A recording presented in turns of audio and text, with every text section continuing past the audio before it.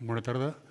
Hi ha un indicador que no falla. Quan et sents una mica enlluernat és que és l'hora de començar. Però ja és l'hora de començar.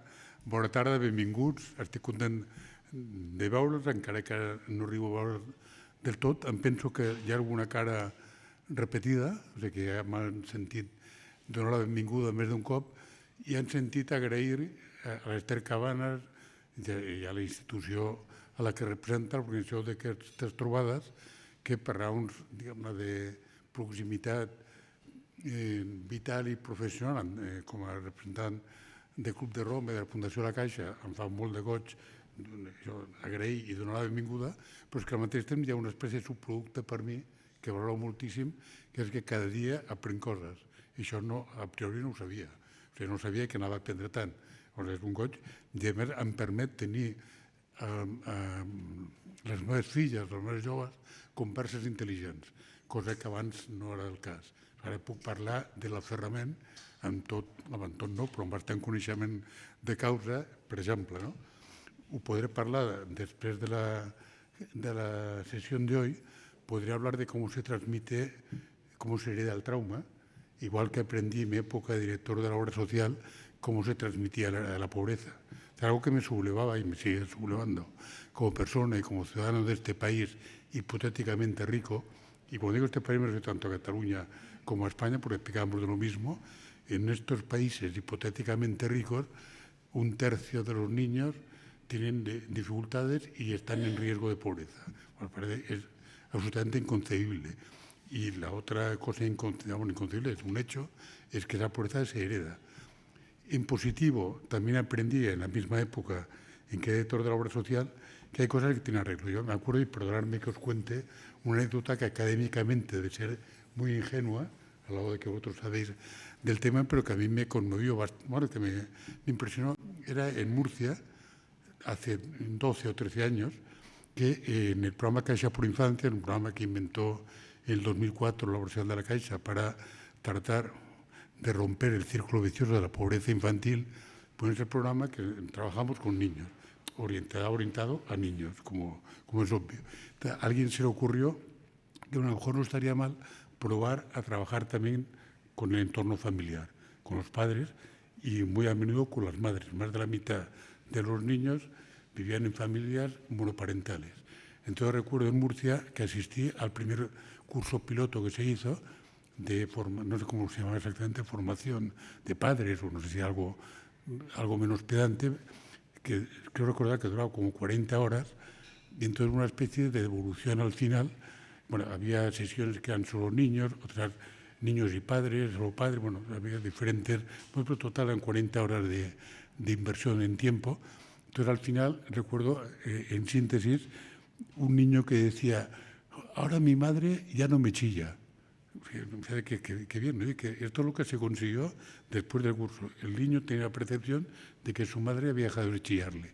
Y la madre de ese mismo niño tenía la percepción de que el niño escuchaba mucho más que antes. Y no había cambiado nada más que, supongo que expertos que sabían cómo abordar la cuestión, pues enseñarle o ayudarle a la madre a que bajara el tono de voz y se pusiera en disposición de escucha, y al niño a que cuando la madre hablaba la atendiera. Bueno, perdonadme que esto que haya recordado esta anécdota, es que situándome en la sesión de hoy, yo lo que espero aprender en esta sesión, me he acordado de esa anécdota. Y, bueno, ¿qué quiero decir con esto? Que aunque los niños reciban pasivamente la herencia negativa, bien de la pobreza, bien del trauma, por poner dos ejemplos dramáticos, no todo está dado para siempre, no todo es irremediable, sino que hay cosas que se pueden hacer en positivo. Y hoy también estoy seguro que aprenderemos de eso y lo celebro muchísimo. Le agradezco mucho, y ya no agradezco más, pero una vez más sí, agradezco mucho a Degaya, a Ester Cabanas y al ponente en la sesión de hoy, en la que seguro que lo vamos a pasar. Y una vez más me congratulo de que haya un tal desequilibrio entre hombres y mujeres en la sala. Enhorabuena a los hombres que tienen el coraje y la curiosidad intelectual de participar en estas sesiones. Y muchas gracias.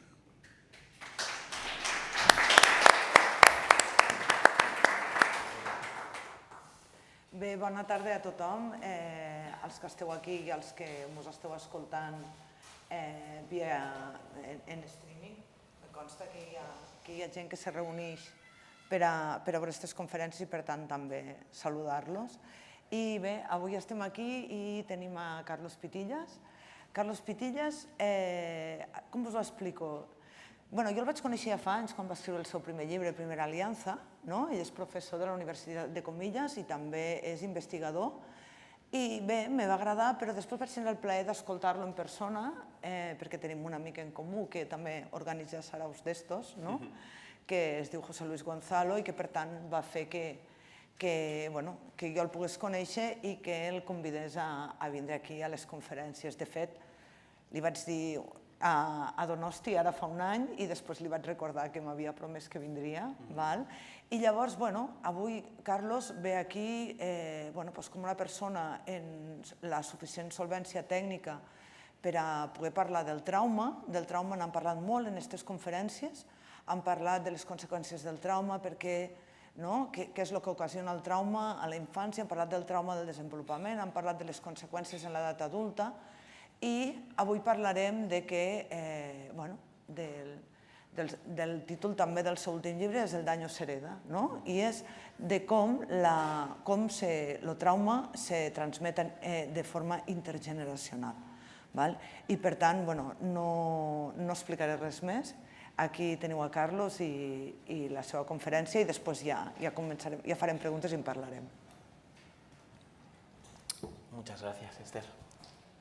Buenas tardes, muchas gracias por estar aquí. Es un placer muy grande estar en este sitio tan bonito que no conocía, la verdad. Me habían advertido de que era bonito, pero no esperaba que lo fuera tanto. Y para mí, como académico que suele estar encerrado en los pasillos y las salas y los laboratorios de la universidad, es un placer muy grande también compartir parte de lo que me dedico a estudiar con personas que están arremangadas en la trinchera de la protección, del trabajo con las familias, con las personas que peor lo pasan y también compartir esto con las personas que están arremangadas también en los despachos donde se crean las políticas destinadas a proteger a estos niños, a su desarrollo. A veces protegemos cuidando a los padres y ese es el gran eje y el gran tema que está muy presente en mi trabajo y en lo que os traigo hoy aquí.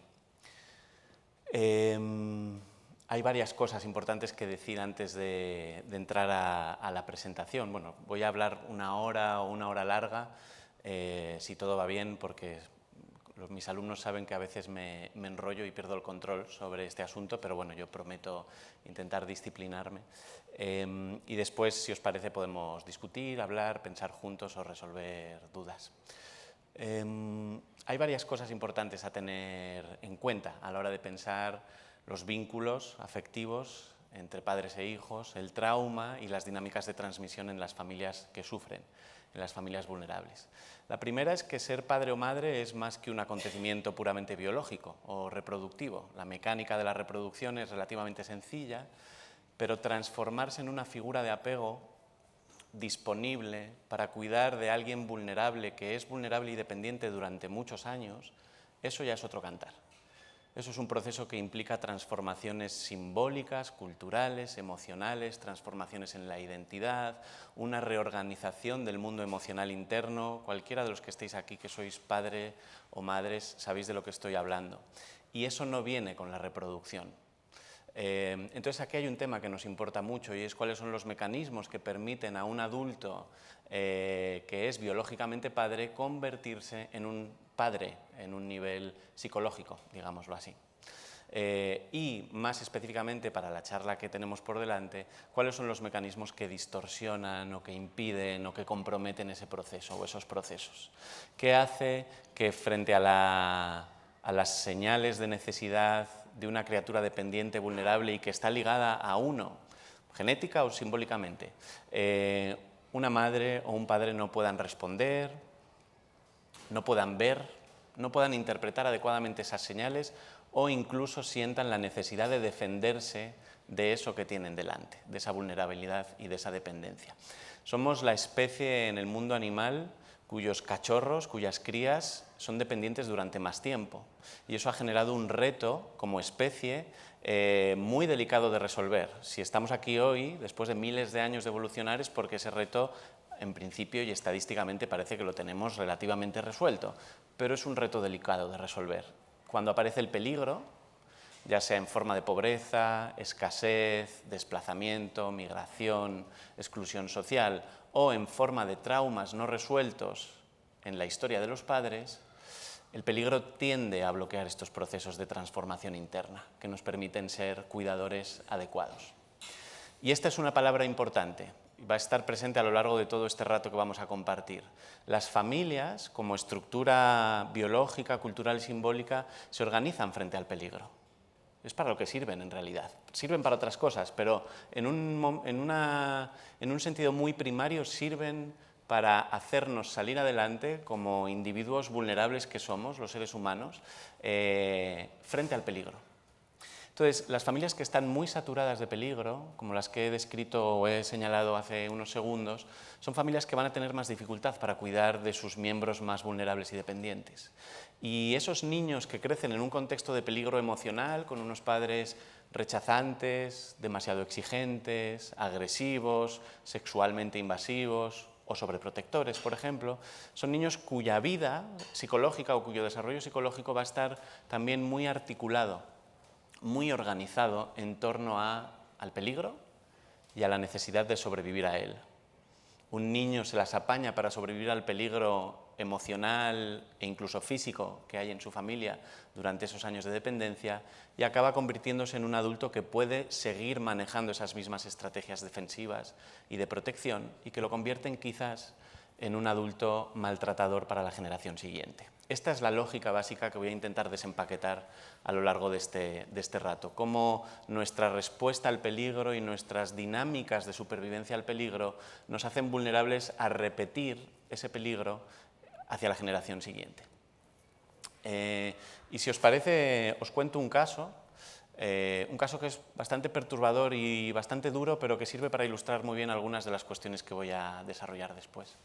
El caso lo describe Daniel Schechter, que es un psiquiatra, psicoterapeuta neoyorquino actual, que ha trabajado mucho en cuestiones de trauma y de transmisión del trauma, ha atendido mucho a madres y a niños que fueron testigos o estuvieron cerca de los atentados de las Torres Gemelas, por ejemplo, en 2001 y demás, una persona que sabe mucho. Y nos cuenta en uno de sus artículos el caso de una mujer que cuando era pequeña fue víctima de un abuso sexual a manos de un familiar. Esta mujer se convierte en una adulta, madre, suficientemente buena, una madre que está disponible, que es sensible, que cuida de sus hijas, de sus dos hijas, la verdad es que bastante bien. Pero sucede una cosa. Cuando ella fue víctima de este abuso sexual infantil, el perpetrador utilizaba una almohada para taparle la cara de tal manera que no se le escuchara protestar. Años después, esta niña convertida en madre, como os he dicho, una madre sintonizada y adecuada para el cuidado de estas niñas, en un momento dado se encuentra a sus niñas que tienen entre 3 y 6 años, para que os imaginéis, jugando en su cuarto. El típico juego infantil como un poco agresivo, de explorar las fronteras de la propia fuerza, ¿no? Pues revolcándose en el suelo, imaginaos. En un momento dado la hermanita mayor se pone encima de la hermana pequeña y le coloca un oso de peluche encima de la cara a su hermanita pequeña. La madre lo ve y entra en una especie de estado de estrés postraumático, de reexperimentación postraumática parecido al que vemos en las películas, de soldados que tienen flashbacks, un poco así.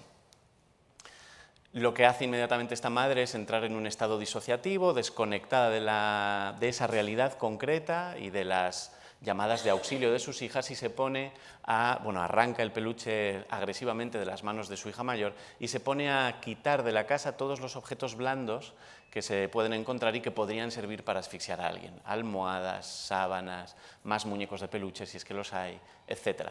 Todo esto en una especie como de tono, digamos, automático, desconectado, ido, si queréis, muy agresivo, golpeando las puertas de los armarios y ignorando las señales de malestar y de preocupación y de miedo creciente que le están mostrando sus hijas, quienes de repente se han encontrado con una madre transformada que da mucho miedo. Este es un ejemplo que ilustra varias cosas que son muy interesantes. La primera es que los traumas, cuando se transmiten de una generación a la siguiente, pueden cambiar de forma. Si nos imaginamos que esta madre puede entrar en este tipo de estados postraumáticos, como el que os he descrito, entendemos que estas niñas pueden traumatizarse porque es la experiencia de crecer en manos de una persona, un cuidador que de repente se convierte en alguien que da mucho miedo, aunque no me agrede directamente.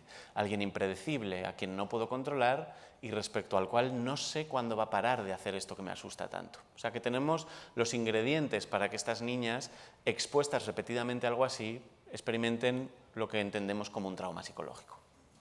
Pero el trauma ha cambiado de forma. La madre fue abusada sexualmente, las niñas no están siendo abusadas sexualmente, sino que están siendo expuestas a un daño distinto. Y esta es una primera intuición que yo creo que es importante. Entender que muchas de las familias a las que atendemos, que están cuidando de manera subóptima o disfuncional o imperfecta, muchos de estos cuidados dañinos proceden de una experiencia traumática no resuelta en los padres, aunque han cambiado de forma. Y eso a veces hace difícil detectar el componente de transmisión. Es muy fácil entender que un padre que maltrata físicamente a su hijo, si ha sido maltratado de pequeñito, está reviviendo cosas y reexperimentando y repitiendo sin darse mucha cuenta. Pero cuando el trauma cambia de forma, cuando la máscara del trauma cambia, las cosas se vuelven un poco más peliagudas para los técnicos y yo creo que esta es una primera idea a tener en cuenta. La segunda es que cuando se reproducen las heridas no resueltas de la historia de los padres, casi siempre se reproducen en un nivel automático. Más físico que cognitivo, más inconsciente que consciente y sobre todo, de nuevo, automático. Esta madre no está siendo consciente de lo que está pasando en el momento en que hace esto, no está obedeciendo a un plan y si le preguntáramos unos días después qué pasó, probablemente tendría un recuerdo difuso y no podría dar cuenta con las palabras exactamente de lo que pasó por dentro, porque los traumas cuando se reactivan nos someten a un automatismo. Son experiencias que no fueron procesadas a tiempo y que cuando se encienden se parecen más a un dolor de estómago o a una migraña que a un pensamiento consciente sobre cómo mi pasado me influye ahora mismo, ¿no?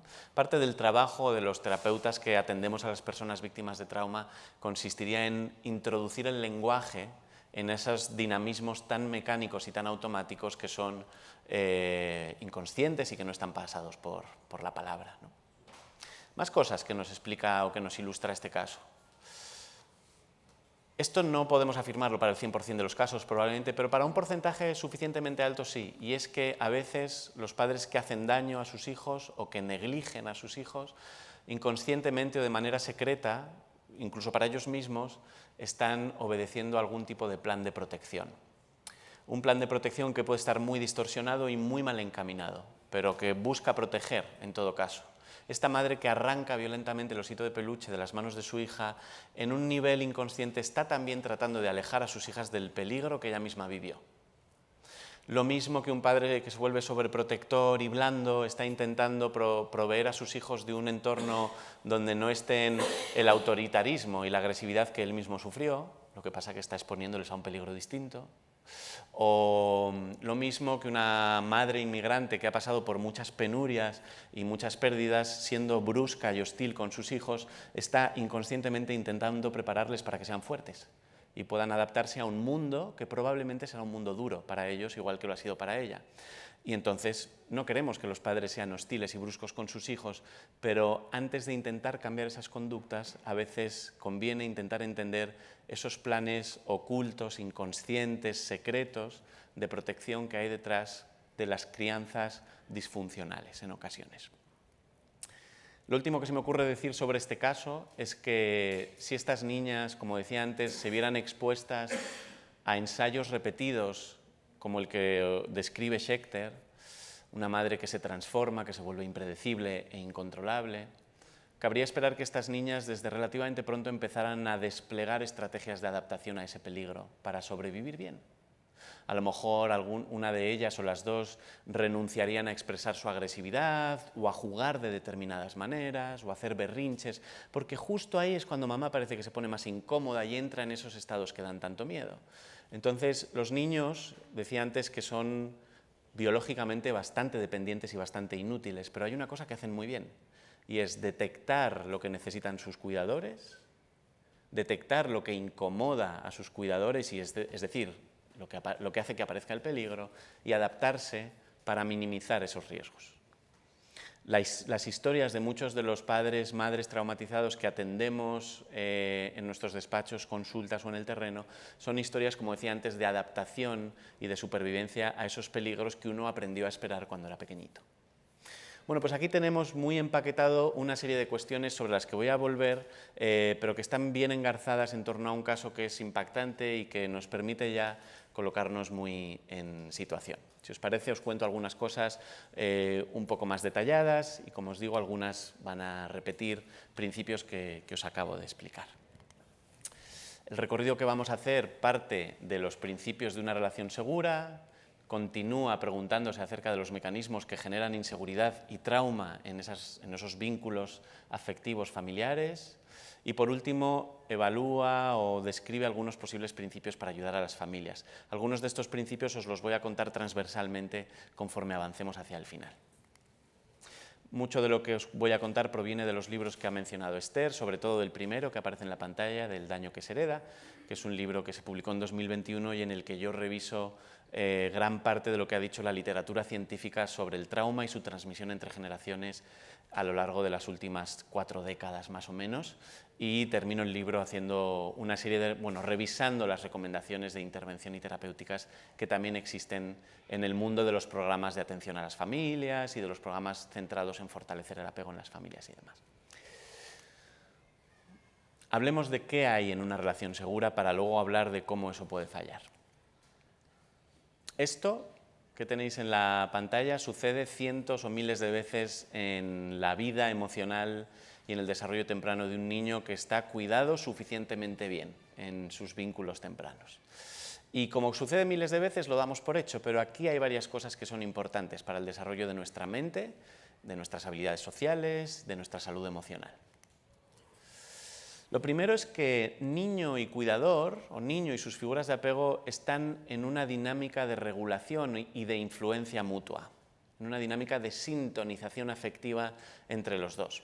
La literatura científica utiliza términos para describir esto como estados emocionales coordinados, estados de atención compartida, regulación mutua. Todos estos términos apuntan hacia una idea, y es que el niño no es un receptor pasivo de los cuidados, es un interlocutor activo de esa relación. El niño se despierta de la siesta, se encuentra con la cara de su madre, sonríe, y eso transforma el estado emocional de su madre, que hace que esa madre se sienta importante, recompensada en sus esfuerzos, valiosa, lo cual hace que la madre se acerque entusiasmadamente a la cara del niño, transformando el estado interno del niño, quien ahora empieza a mover las extremidades, lo cual hace que la madre todavía esté más contenta. Esa especie de partido de tenis es lo que define las relaciones reales entre niños, por pequeños que sean, y sus cuidadores. Y es algo que genera en un nivel muy básico, y no nos acordamos porque nos pasó hace mucho tiempo, pero es una especie de pilar de la salud mental, genera un sentimiento de competencia social, un sentimiento de agencia. La sensación de que soy capaz de generar un efecto fuera, de generar un cambio en el exterior. Lloro y normalmente la gente se acerca a ver qué me pasa. Tengo hambre y lo habitual es que las personas que me rodean me den de comer. Pataleo y lo normal es que alguien se asombre y diga, ¿qué ha pasado? Me entusiasmo con algo y lo normal es que alguien se contagie de ese entusiasmo. El niño no lo puede decir con palabras, pero su experiencia básica es la de estar en el mundo como un agente, como alguien capaz de provocar algo. Esto es importante porque cuando falla, cuando el niño se encuentra en familias donde nadie responde o donde responden intermitentemente o donde las respuestas asustan o hacen daño, esa sensación de agencia desaparece o no se construye. Y tenemos adultos que crecen con la sensación de no tener un efecto sobre su entorno y a veces con la necesidad de buscar atajos para encontrar esa sensación de competencia. Atajos como maltratar a otros, como someterse al maltrato de otros, atajos como dominar, atajos como consumir sustancias que alteran el estado de conciencia, atajos como hacerse daño en el propio cuerpo porque al final ahí sí puedes controlar lo que pasa, etc. Yo creo que hay una ausencia básica de agencia, de esa agencia que se construye en las relaciones tempranas, en algunas de estas personas que están como sometidas a esta forma rígida y controladora de comportarse con los demás. El ejemplo que ponía Jaume de una madre que deja de gritar y un niño que empieza a portarse bien es un muy buen ejemplo de regulación mutua.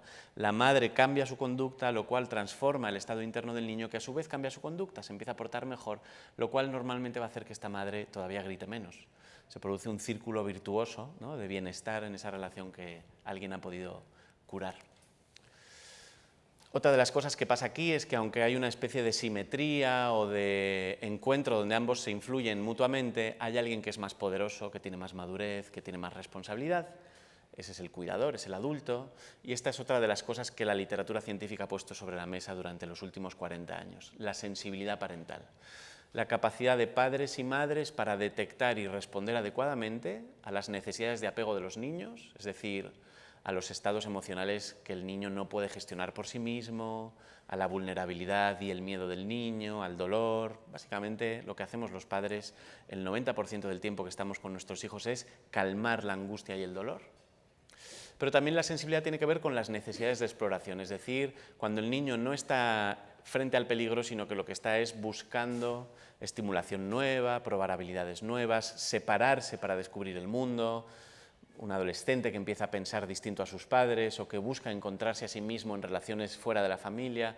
El sistema de exploración también es un sistema frente al cual los cuidadores son más o menos sensibles, respetando la autonomía mental del niño, promoviendo la exploración, cubriéndole las espaldas, recibiéndole cuando vuelve. Básicamente la sensibilidad va de eso, cuidar el malestar y proteger y promover la autonomía en una especie de círculo de seguridad, como dicen algunos autores importantes de este asunto. Muy bien, estamos definiendo a los padres como personas que se dejan, o a los cuidadores como personas que se dejan impactar por el niño y sus necesidades, primer ítem de la pantalla, y como personas que son sensibles y que responden adecuadamente a las necesidades del niño. Pero los padres y las madres y los cuidadores principales suelen ser bastante imperfectos también. Esta es una historia que a veces no nos cuentan en los libros de autoayuda para padres y demás. Cuando se ha investigado de manera sistemática y microanalítica los niveles de sintonización emocional padres-hijos y básicamente cuánto tiempo o qué proporción del tiempo total de interacción los padres están dando la respuesta que el niño necesita, se ha encontrado que aproximadamente es el 30% en las mejores familias. Es decir, 3 de cada 10 veces el padre o la madre pillan lo que necesita el niño y responden rápido y adecuadamente. 7 de cada 10 veces fallan. La forma de las relaciones seguras no es una especie de madre mágica, como en los anuncios de pañales, que sabe perfecta y rápidamente lo que el niño necesita y lo da. Es más bien una forma de padre imperfecto que está bailando todo el rato con el niño, intentando encontrar el ritmo, la necesidad, el baile que tenemos que bailar juntos. ¿Y cómo se construye la seguridad en ese cuadro tan sumamente imperfecto?, nos preguntamos. Pues se construye porque los padres, a pesar de ser imperfectos, los padres suficientemente buenos, son capaces de reparar dinámicamente esos errores que cometen. Es decir, hay un dinamismo, hay una flexibilidad y hay una rapidez. La madre se acerca al niño a hacerle cosquillas, pero el niño no está para eso ahora mismo, porque tiene un gas, porque le duele algo, porque está sobreestimulado. Y entonces el niño empieza a apartar la mirada, se empieza a molestar o frunce el ceño y la madre no se da cuenta, así que aumenta la apuesta y todavía le hace más cosquillas y le intenta reclamar, oye, pero que sigamos jugando. Y el niño se incomoda un poco más y entonces gimotea. Y ahí la madre se da cuenta de que no está cómodo, así que repara. La reparación interactiva tendría la forma aquí de una madre que baja el tono de voz, que se distancia un poquito para ayudar a su niño a recuperar la calma, por ejemplo.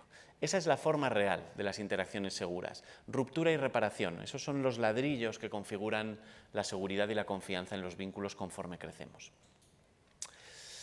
Entonces, no se trata de ayudar a las familias a hacerlo bien, según una especie de manual escrito sobre piedra de qué es hacerlo bien. Se trata de aumentar la flexibilidad de las familias, se trata de ayudar a los padres estresados a no ir a piñón fijo con las mismas estrategias de crianza todo el rato, sino de ayudar a los padres a moverse dinámicamente y tener el canal abierto para que entre la información nueva. No estoy cómodo, necesito otra cosa. En el momento en que esa información entra, el padre puede jugar a probar otras cosas. Y en este ensayo y error acaba encontrándose con su hijo. Eso es lo que nos da seguridad cuando somos pequeños. Y ese sería quizás uno de los objetivos fundamentales a construir con las familias que, sometidas al estrés y al peligro, tienden a ser muy rígidas. poco flexibles y por lo tanto con poca capacidad de reparación. Lo último que pasa en las relaciones seguras es que los padres, las madres, las figuras de apego no solo hacen cosas, sino que también en su mente se representan lo que pasa dentro de la mente del niño. Este es un concepto que se ha puesto muy de moda desde los años 90, que es el concepto de mentalización o de mentalización parental. El niño experimenta una serie de estados emocionales, de estados fisiológicos, de estados mentales, y los cuidadores, los padres, aunque no se den cuenta y no sean conscientes, están constantemente ejerciendo una función de intérpretes, como de traductores simultáneos de lo que hay ahí dentro, sobre todo durante esos años en los que al niño o al adolescente le cuesta mucho saber lo que tiene dentro. Lo habéis hecho miles de veces sin daros cuenta y lo habéis visto miles de veces también. Cuando la madre coge al bebé y dice, ¡ay, qué nervioso te has puesto, madre mía! Eso es mentalización. La madre está poniéndose en el lugar del niño y está devolviéndole al niño una versión más organizada, más empaquetada de lo que el niño tiene dentro. Lo que el niño tiene dentro en ese momento es una especie de caos afectivo interno que él no puede gestionar ni comprender. Y la madre, con su expresión facial, con su cambio en el tono de voz, con su postura corporal, le está diciendo, esto que te pasa es algo así. Y además es comprensible y no es peligroso. Podemos manejarlo juntos, no va a pasar nada. Winnicott, el gran pediatra psicoanalista de los años 70, decía que a los niños les da seguridad que sus padres sean capaces de sobrevivir a sus emociones difíciles. El padre sobrevive a las emociones difíciles del niño y no solo eso, sino que además las refleja. Esto que te pasa es... El ejemplo que yo he puesto es muy fácil de entender porque es un bebé, pero es una lógica que, como las de los otros ítems de la pantalla, es una lógica que se desarrolla a lo largo de todos los años del desarrollo hasta la adolescencia.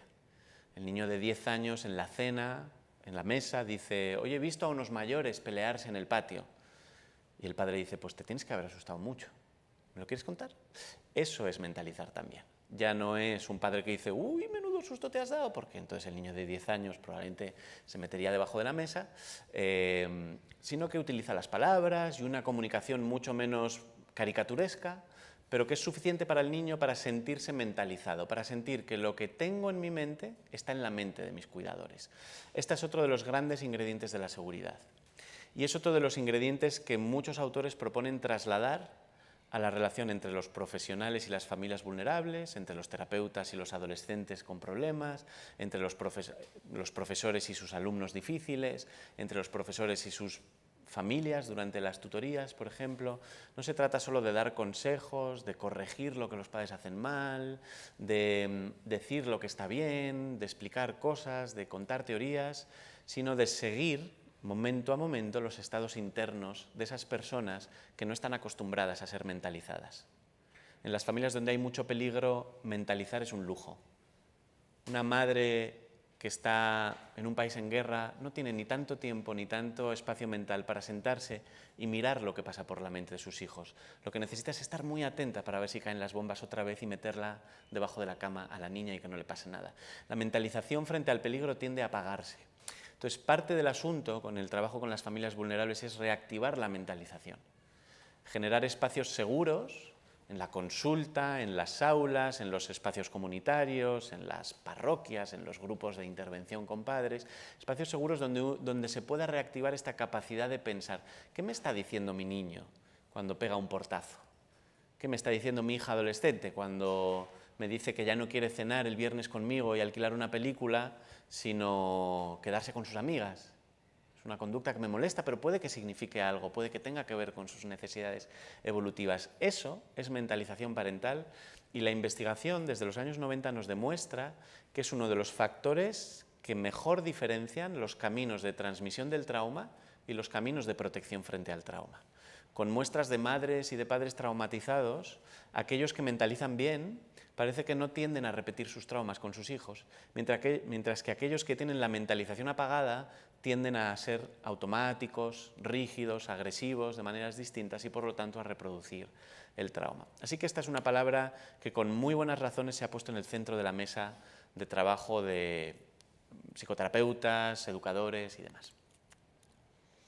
Veamos cómo pueden fallar estas cosas, veamos algunos de los mecanismos que distorsionan los vínculos afectivos tempranos y las lógicas de la inseguridad y el trauma que, como veis en el entre paréntesis, yo las apellido como lógicas circulares, porque como veréis en una gráfica que va a aparecer dentro de un poquito, la inseguridad, el peligro emocional de unos vínculos tóxicos, si nadie lo para, tiende a generar mayores niveles de inseguridad. Tiene la forma como de una rueda o de un circuito o de un círculo vicioso y recursivo que, a no ser que alguien lo frene, tendería a generar niveles mayores y mayores de desorganización y de dolor y de amenaza para el niño, para los padres. Bueno, ahora lo explico un poco mejor. Esta es quizás una de las preguntas más importantes que yo creo que hay que hacerse cuando pensamos en las familias en general y particularmente en las familias vulnerables y en las familias que proceden de historias difíciles. Una madre a la que atendí, una madre que había sido víctima de malos tratos cuando era pequeña por parte de su padre, víctima de malos tratos en una sucesión de parejas con sus parejas ya desde la adolescencia, una madre que había pasado por la cárcel y que dentro de la cárcel se había quedado embarazada y ahora estaba fuera y estaba recibiendo atención en nuestro programa en Primera Alianza. Cuando le pedíamos que describiera a su hijo, nos decía: mi hijo tiene mucha rabia dentro, es muy peligroso, se enrabieta y es peligrosísimo, me araña la cara y me tira del pelo. Y yo le digo a mi madre: mamá, ¿cómo es que mi hijo tiene tanta rabia dentro? Y mi madre, la abuela del niño, me dice: no, si son caricias. Y yo no me lo creo, mi hijo tiene mucha rabia dentro. El niño de esta madre era un bebé de aproximadamente 12, 13, 14 meses, absolutamente adorable, pequeñito, una especie de, como un llavero humano que uno se quiere llevar a su casa porque es una cosa absolutamente adorable, que efectivamente a veces arañaba la cara de su madre y tiraba del pelo, como hacen tantos bebés cuando quieren explorar eso que les interesa tanto, que es el rostro de sus padres. Pero esta madre no podía ver eso. Esta madre lo que veía era a un agresor o a un futuro agresor. Su historia de peligros y de supervivencia frente al peligro le había enseñado a aprender que lo más probable es que alguien, sobre todo si es un varón, se convierta en alguien agresivo. Podemos imaginarnos cómo las respuestas de esta madre frente a los inicios de berrinches y rabietas, frente a la asertividad del niño, frente al primer no de ese niño cuando sea más mayor, van a estar muy contaminadas por esta percepción, que es una percepción pasada por el peligro o pasada por, utilizando una metáfora un poco más literaria, por el fantasma. Hay padres que, como han sufrido tanto, a veces en vez de ver al hijo ven fantasmas, ven la posibilidad de volver a ser dañados, de volver a ser criticados, de que les vuelvan a dejar solos, de que les vuelvan a dominar violentamente.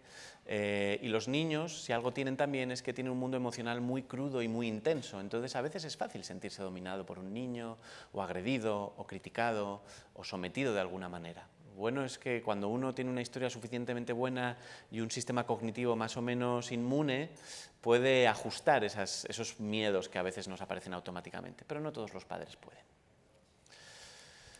En 2014 se publicó una investigación de Beatrice Bibi y Frank Lachman, también investigadores estadounidenses, que poniendo una cámara, grabando con una cámara el rostro de los niños de 4 meses, tenéis aquí algunas ilustraciones de esta investigación, y sus madres, se encuentran algunos patrones muy bien definidos ya con niños de 4 meses. Estos niños llevan en el mundo 4 meses y ya nos encontramos que algunos de estos niños con sus madres traumatizadas se encuentran o se ven inmersos en un patrón interactivo que definimos como un apego desorganizado o como una interacción desorganizada. ¿En qué consiste esto? Pues consiste básicamente en que estas madres, cuando sus niños mandan señales de malestar, cuando empiezan a protestar, cuando cierran los puños, cuando lloran, cuando gimotean, cuando muestran angustia, estas madres tienden de repente a hacer cosas extrañas e incongruentes con respecto al malestar del niño. Por ejemplo, Bueno, el láser no me funciona, pero en la primera viñeta lo que tenéis es una madre que desvía la mirada frente a la señal de malestar del niño. En la segunda viñeta lo que tenemos es otro patrón distinto por el cual algunas madres se echan encima del niño y se burlan de él, como intentando tapar su malestar o transformarlo en otra cosa. O algunas madres, tal y como vemos en la cuarta viñeta, pueden entrar en estados disociativos o inexpresivos, ¿no? El niño llora y llora y llora y de repente la madre es como una especie de estatua que no da respuesta, ¿no? Se ha quedado como eclipsada o encapsulada ella misma. Paralelamente, lo que nos encontramos es que estos niños entran en una escalada de malestar. Sus emociones difíciles, si no hay alguien que las gestione desde fuera, lo que hacen es subir y subir y subir y subir. Tal y como vemos en estas imágenes, hasta el punto de que algunos de estos, bueno, esto es lo que os acabo de contar, hasta el punto de que algunos de estos niños van a tener que empezar ya desde muy pequeñitos a desplegar algunas estrategias de adaptación muy primarias para regular parte de este malestar y recuperar un cierto equilibrio muy precario, pero lo que nos encontramos, por ejemplo, en la primera viñeta es un niño que ya aparta la mirada para regular el malestar de ver esta expresión en su madre que tanto miedo le da, o el último niño que empieza a autoestimularse como una forma de autorregulación cuando no me regulan desde fuera. Otra cosa que nos cuentan algunos investigadores es que los niños sometidos a interacciones desorganizadas y agresivas tienden a hacer un uso muy compulsivo de la autoestimulación. Todos los niños se autoestimulan como forma de descubrir su cuerpo, pero los niños traumatizados usan compulsivamente, ritualísticamente la autoestimulación. Van a ser niños que se succionan compulsivamente los puños, los dedos, van a ser niños que se estimulan compulsivamente los genitales, que se balancean compulsivamente. Es una especie de forma desesperada de entrar en un estado de trance en el que no sufro tanto y de autorregularme. Lo que dicen Bibi y Lachman, la gran tesis de estos autores, en línea con toda una tradición que existe desde los años 70, es que estas madres responden así porque el malestar de sus niños les está conectando con un malestar infantil propio que nunca fue regulado y que nunca se pudo resolver. Como os decía antes, estas madres están viendo algo que tiene más que ver con el fantasma que con el niño real, y eso las desorganiza como cuidadoras y las convierte en estas personas que pueden asustar mucho a un niño que no se puede escapar. ¿De qué tienen miedo los padres o cuáles son las formas particulares en que se produce esta lógica de fantasma que estoy diciendo yo? Bueno, podríamos decir muchas cosas, pero la lista que nos dan los autores del Círculo de Seguridad, un programa de intervención centrado en el vínculo desarrollado en Estados Unidos, a mí me gusta mucho. Es una lista de 3 miedos posibles. No agota todos, pero recoge unos cuantos y es interesante. Algunos padres en la interacción con sus hijos pueden sentirse amenazados por la posibilidad de quedarse solos. Esto es lo que estos autores llaman una sensibilidad a la separación, la posibilidad de perder el amor, de dejar de ser importante para el niño, de que el niño quiera más a otros, de que el niño conforme gana autonomía mental o activa su sistema de exploración del que os he hablado antes, va a dejarme tirado, va a darme la espalda o me está despreciando o desafiando.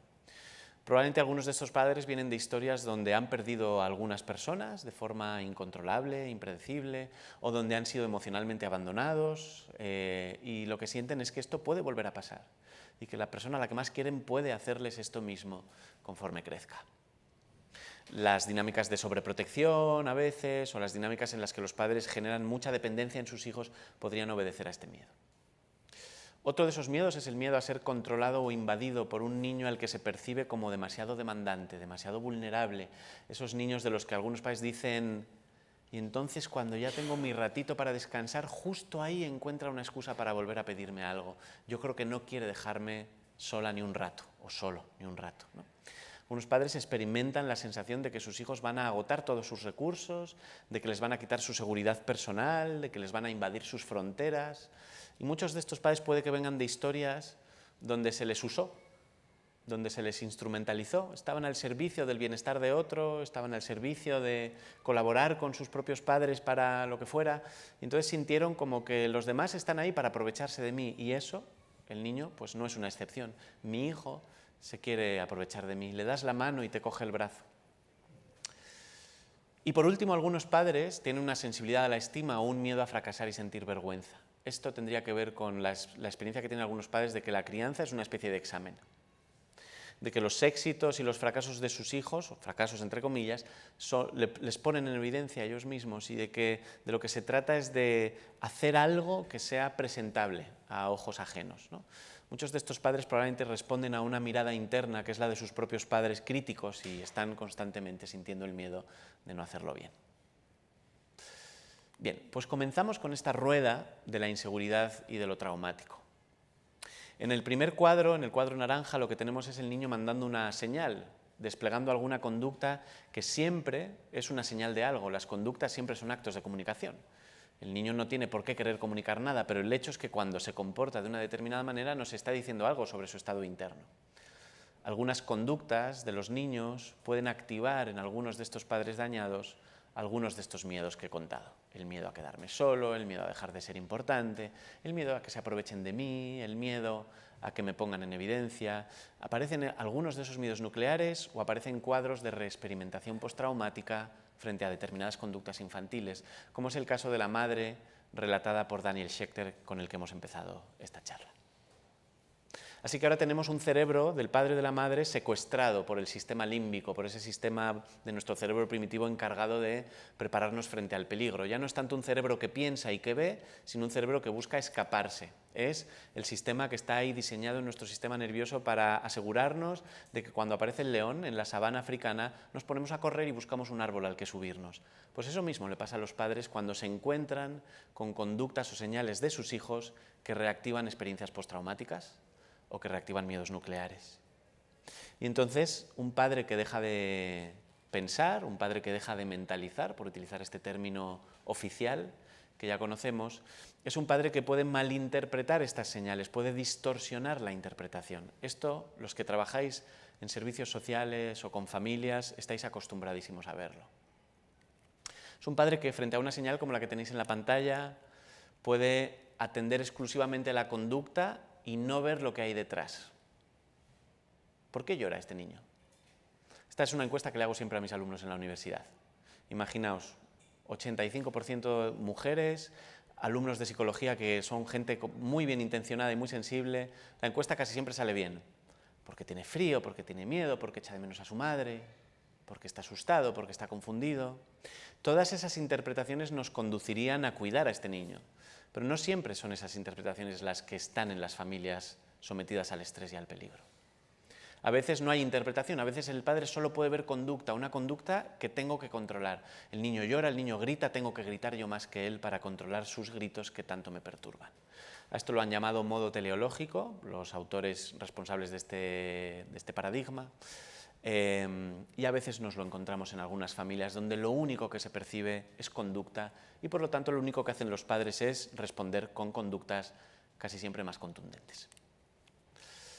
En ocasiones lo que tenemos son interpretaciones muy superficiales, parecen mentalizaciones, pero en realidad es lo que se llama el modo simulado. Son formas de pensar en el niño que en realidad están más bien simuladas, que en realidad desconectan a los padres de lo que verdaderamente siente y experimenta el niño por dentro. No sé si os suena la expresión "lo hace por llamar la atención". Es una de las más típicas del modo simulado. Está culturalmente muy instalada y cuando tú tienes a un niño tirado en el suelo, llorando, preocupado o despertándose en mitad de la noche o diciendo que no quiere comerse la comida o llorando en la puerta de la guardería porque le da miedo separarse de su madre, a veces pensamos que lo hace por llamar la atención, que en el fondo es como no decir nada. Suena a una mentalización, pero lo que hace es desconectarnos en realidad de lo que está pasando ahí dentro. Lo hace porque imita a sus compañeros, lo hace porque ha jugado a muchos videojuegos violentos, lo hace por llamar la atención, he leído en un libro que los niños hacen esto por no sé cuántos. Todo eso serían formas simuladas de mentalizar. Y algunos padres a veces se defienden de lo que hay dentro de la cabeza de sus hijos utilizando el modo simulado. Da mucho miedo pensar en el dolor de un niño cuando uno tiene mucho dolor no resuelto. Entonces una forma de escapar, de sortear ese miedo es este modo.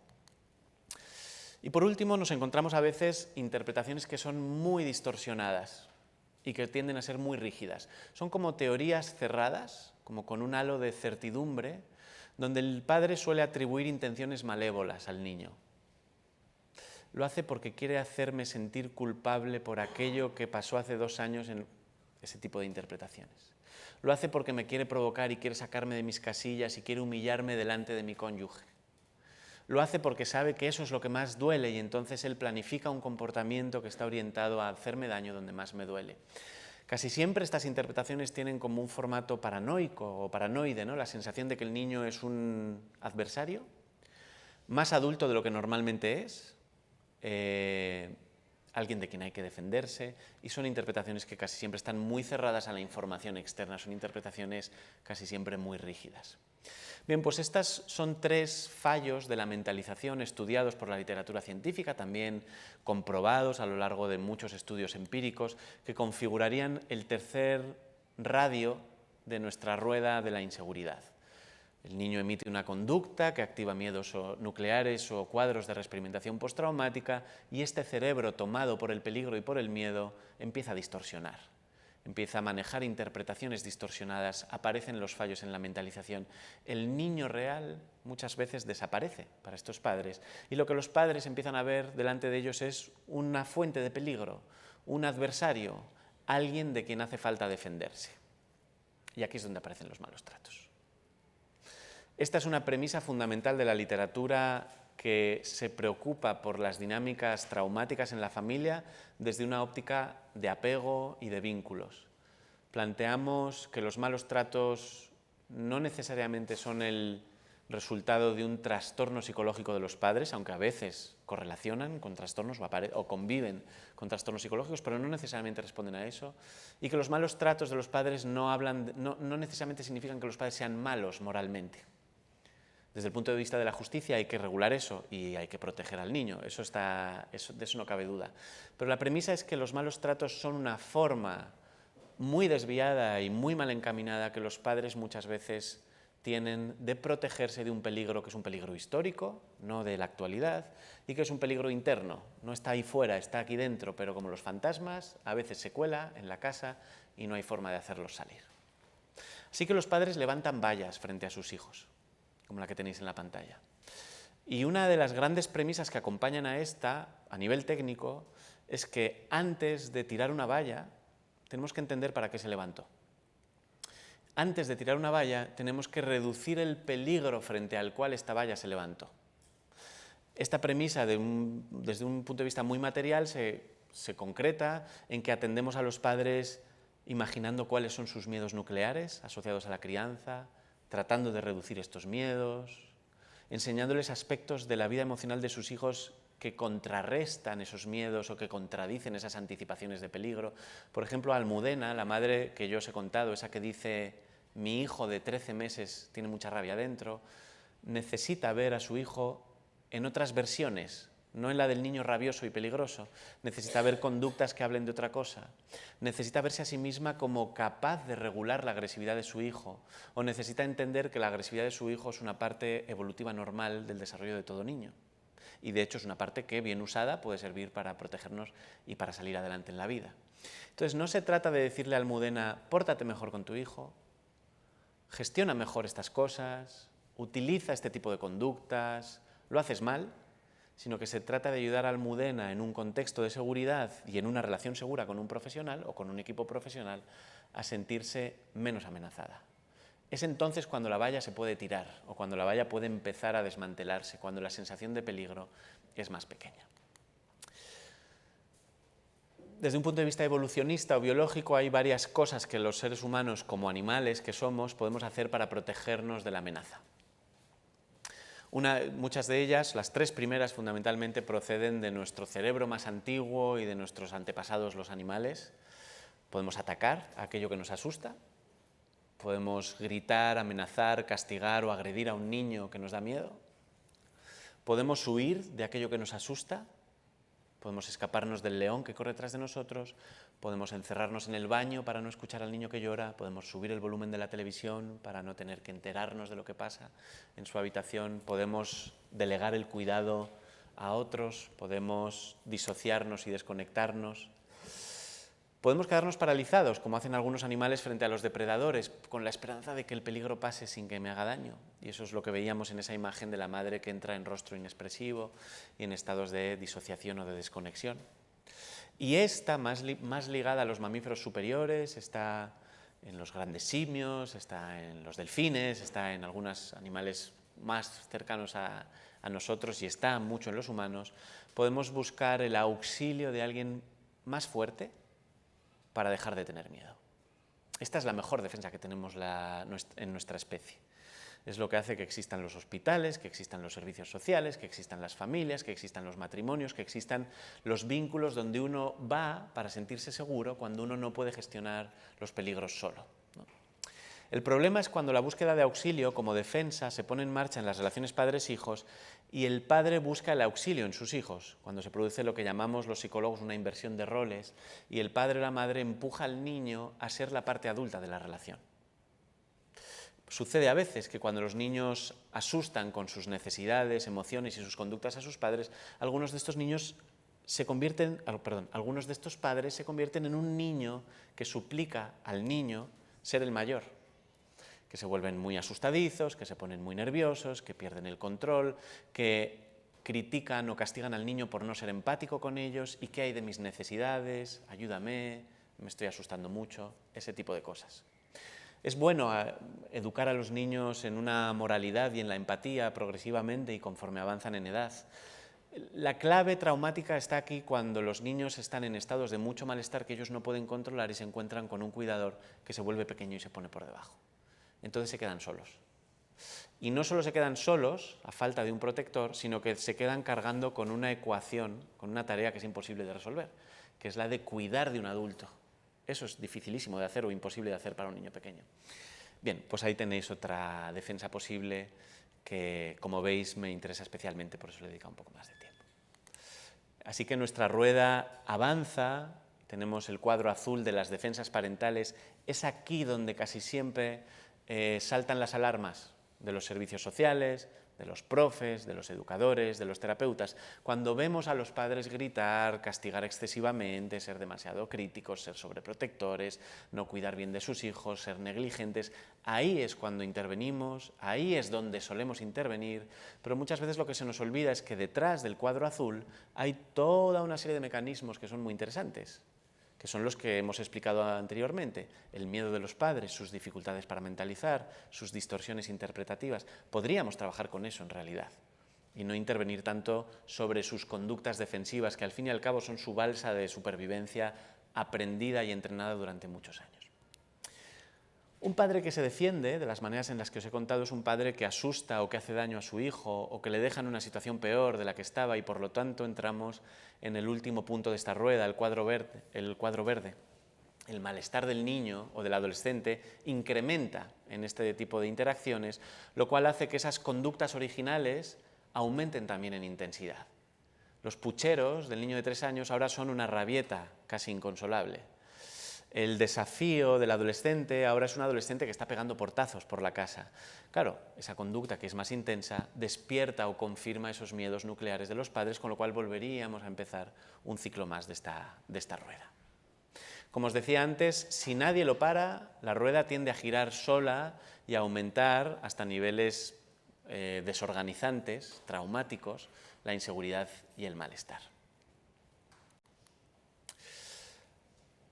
Los niños que crecen metidos en esta rueda de malestar creciente, en este contexto donde algunas de sus necesidades emocionales básicas no son atendidas, sino que lo que hacen es despertar secuencias de agresión, de negligencia, o secuencias que dan mucho miedo, como cuando papá se vuelve pequeñito y me pide que le cuide yo, hacen un aprendizaje que es muy básico y que a veces, por básico que es, se nos olvida formularlo, pero es una de las fórmulas, yo creo, más importantes que yo llevo casi siempre a mis formaciones cuando formo a terapeutas y demás. Y es que estos niños y los adultos en los que se van a convertir aprenden que el apego es peligroso. Depender de alguien es peligroso. Ponerme en manos de alguien más fuerte es peligroso. Entrar en intimidad emocional, que es una necesidad básica de todo ser humano, es peligroso. Demostrarle a alguien que le necesito puede ser peligroso, porque la historia ha sido la de que cuando he estado en intimidad, cuando me he puesto en manos de otro, cuando he sido vulnerable, cuando he desplegado mi dependencia, lo que ha pasado es que pasaban cosas malas. Se me hacía daño, se me asustaba, se me dejaba solo con emociones que no hacían más que subir. Entonces hay una ecuación básica, inconsciente en casi todos los casos, pero muy básica, y es que estar cerca, en las distancias cortas, la dependencia es peligrosa. La vulnerabilidad compartida, que es una de las mejores cosas que tiene nuestra especie, es una fuente de peligro. Hay que defenderse del apego. Este es el gran aprendizaje o el gran imperativo que se instala en la mente de los niños traumatizados con trauma relacional. ¿Cómo nos defendemos del apego? ¿Cómo nos defendemos de entrar en esa situación de dependencia que tanto miedo da? Sobreactivando otros sistemas, encendiendo o sobreencendiendo otras necesidades u otras formas de estar con los demás. Esto se va a entender mejor ahora, os voy a poner algunos ejemplos. El apego se asocia para estos niños a miedo, a confusión, a sentimientos de autodesprecio y de odio hacia uno mismo y, en general, al desbordamiento emocional. Cuando me vuelvo dependiente de otros, esos otros generan respuestas que me dejan a mí muy abrumado y muy desbordado y muy en peligro, muy en desorganización.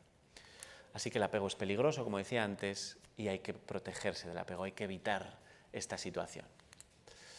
Bueno, pues sobreactivar otros sistemas como forma de defenderse, sobreactivar sistemas alternativos al apego, suele materializarse en cosas que los terapeutas, los protectores de la infancia, las personas de servicios sociales están acostumbradas a ver. Por ejemplo, para no sentir mis necesidades de apego, lo que hago es sobreactivar el llamado sistema de jerarquía, que es el sistema que nos pone en situación de negociar digamos, el rango y la dominación. Es una cosa que también hemos heredado de los animales, ¿no?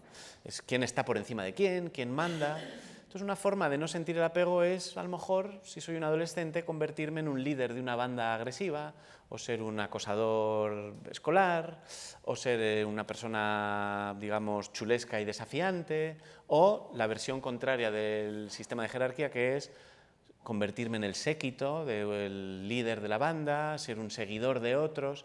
Es como estar cerca de otros, pero sin estar en el apego. Es estar cerca de otros desde la jerarquía y desde el poder. Sienta muy distinto, da mucho menos miedo cuando uno ha aprendido que el apego es peligroso. El sistema de defensa podría usarse también como alternativa, entonces convertirnos en personas que gestionan las relaciones desde el ataque o desde la huida, mejor estar lejos de los demás, el apego evitador, que a lo mejor os suena a algunos, o desde el control de los otros, desde la amenaza de los otros. Es una forma de estar cerca pero sin sentir la dependencia y el apego de nuevo. O sobreactivar el sistema sexual, y entonces esto que hacen algunos niños de erotizar las relaciones con sus adultos como forma de protegerse de la agresión, o algunos adultos de entrar en el contacto con otros adultos, con otros iguales, y de lidiar con sus emociones difíciles y su dependencia y su vulnerabilidad, no tanto desde el apego, que es lo que necesitarían, sino desde la sexualización de las relaciones, una cosa que pone a nuestros adolescentes muy en peligro, porque justo con la pubertad el sistema sexual adquiere mucha fuerza, como sabéis.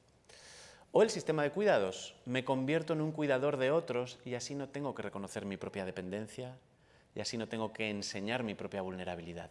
Soy yo quien se encarga del otro, soy una persona, un cuidador compulsivo en los grupos en los que me muevo, en las relaciones en las que estoy, y así no tengo que tener el miedo de ponerme en manos de otros que podrían hacerme daño.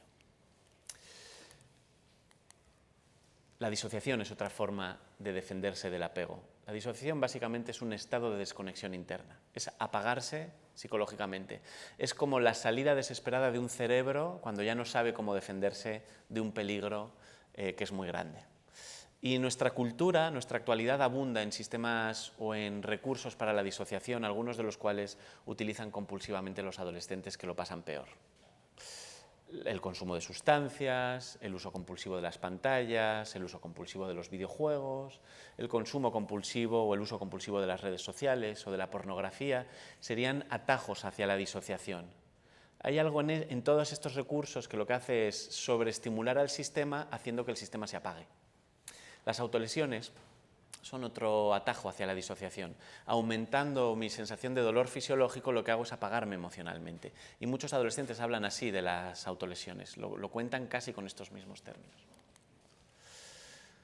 Aquí tenéis a un niño en una especie de caricatura utilizando el sistema de jerarquía para ponerse por encima de sus padres. Lyons Ruth ha investigado cómo los niños que vienen de contextos traumáticos alrededor de la etapa preescolar, ya con 3 añitos y en adelante, hasta la adolescencia incluida, una de sus formas de sobrevivir posible es convertirse en un pequeño tirano, en alguien que se vuelve amenazante, controlador con los padres, desafiante, manipulador. Estos niños que aparecen en los reality show tipo Super Nanny o Hermano Mayor, yo creo que muchas veces vienen de historias así, de historias de apego desorganizado, pero cuando llega un momento en que eso es insoportable y el niño ya es un poquito más mayor, esta es una forma de sobrevivir. Para obtener cierto control sobre esta relación que no puedo controlar, me convierto en este niño gigante que asusta a los mayores.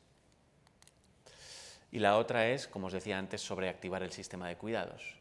Para controlar esta situación o esta relación que me asusta a veces tanto y que no puedo controlar, lo que hago es convertirme en un niño que cuida de otros, en un niño sobreadaptado, en un niño solícito, hipervigilante de los estados emocionales de mis padres, un niño que renuncia a muchas de sus necesidades o que se hace invisible para no molestar, para sostener emocionalmente a sus padres. Algunos de estos niños, algunas de las versiones de esta defensa tienen la forma de niños que se convierten en pequeños animadores emocionales de sus padres. Esto se ve mucho cuando hay padres que pasan por depresiones prolongadas y tienen hijos. Algunos de sus hijos se convierten como en pequeños sostenedores de su vida emocional, ¿no? como en resucitadores de la emoción de sus padres. El cine nos ha enseñado algunos de estos desarrollos de formas muy precisas en algunos casos. Aquí hay 3 ejemplos de películas que os recomiendo mucho. Algunas probablemente ya las conocéis. Verano 1993 es una película excelente sobre una niña que tiene que enfrentarse a la pérdida de una madre y al aterrizaje en una familia de acogimiento. El niño de la bicicleta, una película también sobre el abandono en este caso. O The Florida Project, que es la historia de esta niña que tenéis subida en el carrito de la compra y de esta madre adolescente soltera que viven en un motel de las afueras de Miami, en un estado de pobreza casi extrema, y lo que nos demuestra esta película es el despliegue sistemático de estrategias de supervivencia emocional de esta niña que tiene una madre que intenta hacerlo bien, pero que está tan sometida ella misma al peligro que es una madre que es muy peligrosa por momentos. Entonces, es una película, es una radiografía excelente de esto que yo os estoy contando en términos de estrategias de supervivencia de los niños. Yo antes os decía, si nadie para la rueda de la inseguridad no deja de girar. La inseguridad crece hasta niveles insoportables. Pues estas son formas en las que los niños paran la rueda. No nos gusta que pasen, no debería pasar, pero cuando los padres no paran la rueda o cuando los profesionales no nos enteramos o no podemos hacerlo, casi siempre son los niños los que se las apañan para que la inseguridad no siga creciendo, y casi siempre lo hacen a través de estas estrategias defensivas que os estoy contando, renunciando al apego, defendiéndose del apego, sobreactivando otros sistemas y otras formas de estar, convirtiéndose en niños grandes que asustan a sus padres o que cuidan de sus padres, etc. Bueno, pues vamos terminando, si os parece bien. Voy a compartir con vosotros algunos de los principios que atraviesan gran parte de la literatura científica y de la literatura de intervención centrada en el vínculo que viene desarrollándose desde hace unos cuantos años, sobre todo en el ámbito anglosajón, pero que poco a poco ha ido entrando en nuestro entorno también. Yo he tenido la suerte de investigar y de estudiar acerca de estos principios porque coordino desde hace 12 años un programa que se basa en estos principios, Primera Alianza, y porque he tenido que trabajar con este tipo de familias y bueno, pues por las clases que imparto en la universidad y demás, y son ideas muy interesantes y sobre todo muy coherentes con todo lo que vengo contando aquí y con esto que ya he venido adelantando. No buscamos corregir, criticar, castigar o reconducir de forma coercitiva a los padres a los que atendemos. Buscamos darle a estos padres algo de lo que nos gustaría que ellos dieran a sus hijos. Seguridad, mentalización, reparación interactiva, una experiencia de ser capaces de generar algo en el entorno y en nosotros como profesionales, una experiencia de estar en manos de otros que tienen poder pero que no lo usan en su contra. Nos convertimos, los profesionales, los educadores, las instituciones, los equipos, en algo así como figuras de apego transicional para estos padres dañados, de forma que estos padres puedan transitar hacia una crianza un poco más saludable. Experimentando algo que tiene que ver con la seguridad, puedan empezar a dar seguridad a sus propios hijos. Esos miedos nucleares postraumáticos pierden energía, esos automatismos, esas distorsiones cognitivas dejan de ser tan necesarias y las defensas también dejan de ser tan necesarias, y ese camino natural de los cuidados puede reencenderse y reactivarse. Esta sería la lógica, obviamente cuando podemos permitirnos el lujo de emplearla. Cuando hay una situación de maltrato muy cristalizado, hay que separar a esos padres de sus hijos porque lo que impera es el interés superior del niño. Pero incluso en esas condiciones, cuando estamos pensando o diseñando formas de hacer que se reúnan estas personas que han sido separadas por motivos de protección, esta sería la forma de hacerlo, probablemente. Bueno, pues algunos de los principios que sostienen el esqueleto de esta idea. Lo primero es entender el sentido de estas prácticas de crianza que tanto nos disgusta ver. Esa madre que arranca el peluche violentamente de las manos de su hija, Almudena, esta madre de la que yo os hablo, que probablemente se vuelve demasiado severa cuando su hijo hace rabietas o su hijo muestra la agresividad, están obedeciendo a un sentido interno, histórico, un sentido de protección de sí mismas, pero en parte de protección de sus propios hijos también. Entonces, la cuestión aquí es ser capaces de capturar el sentido secreto de las prácticas de crianza, de poder formularlo en palabras y de traerlo a la conversación con los padres. Yo he trabajado mucho, por ejemplo, con mujeres migrantes africanas en Madrid. Muchas de ellas son muy bordes con sus hijos. Muchas de ellas estimulan lo que los psicólogos del apego llamamos apego evitador, es decir, son hostiles, son bruscas, se muestran poco disponibles afectivamente, no hacen mucho contacto visual con sus niños, no son como la madre occidental que todos queremos ser o tener, o el padre afectuoso occidental que tenemos como modelo en la cabeza. Intentar corregir a estas madres de partida casi siempre es una violencia cultural y casi nunca funciona. Y esto yo lo he descubierto dándome cabezazos contra el muro.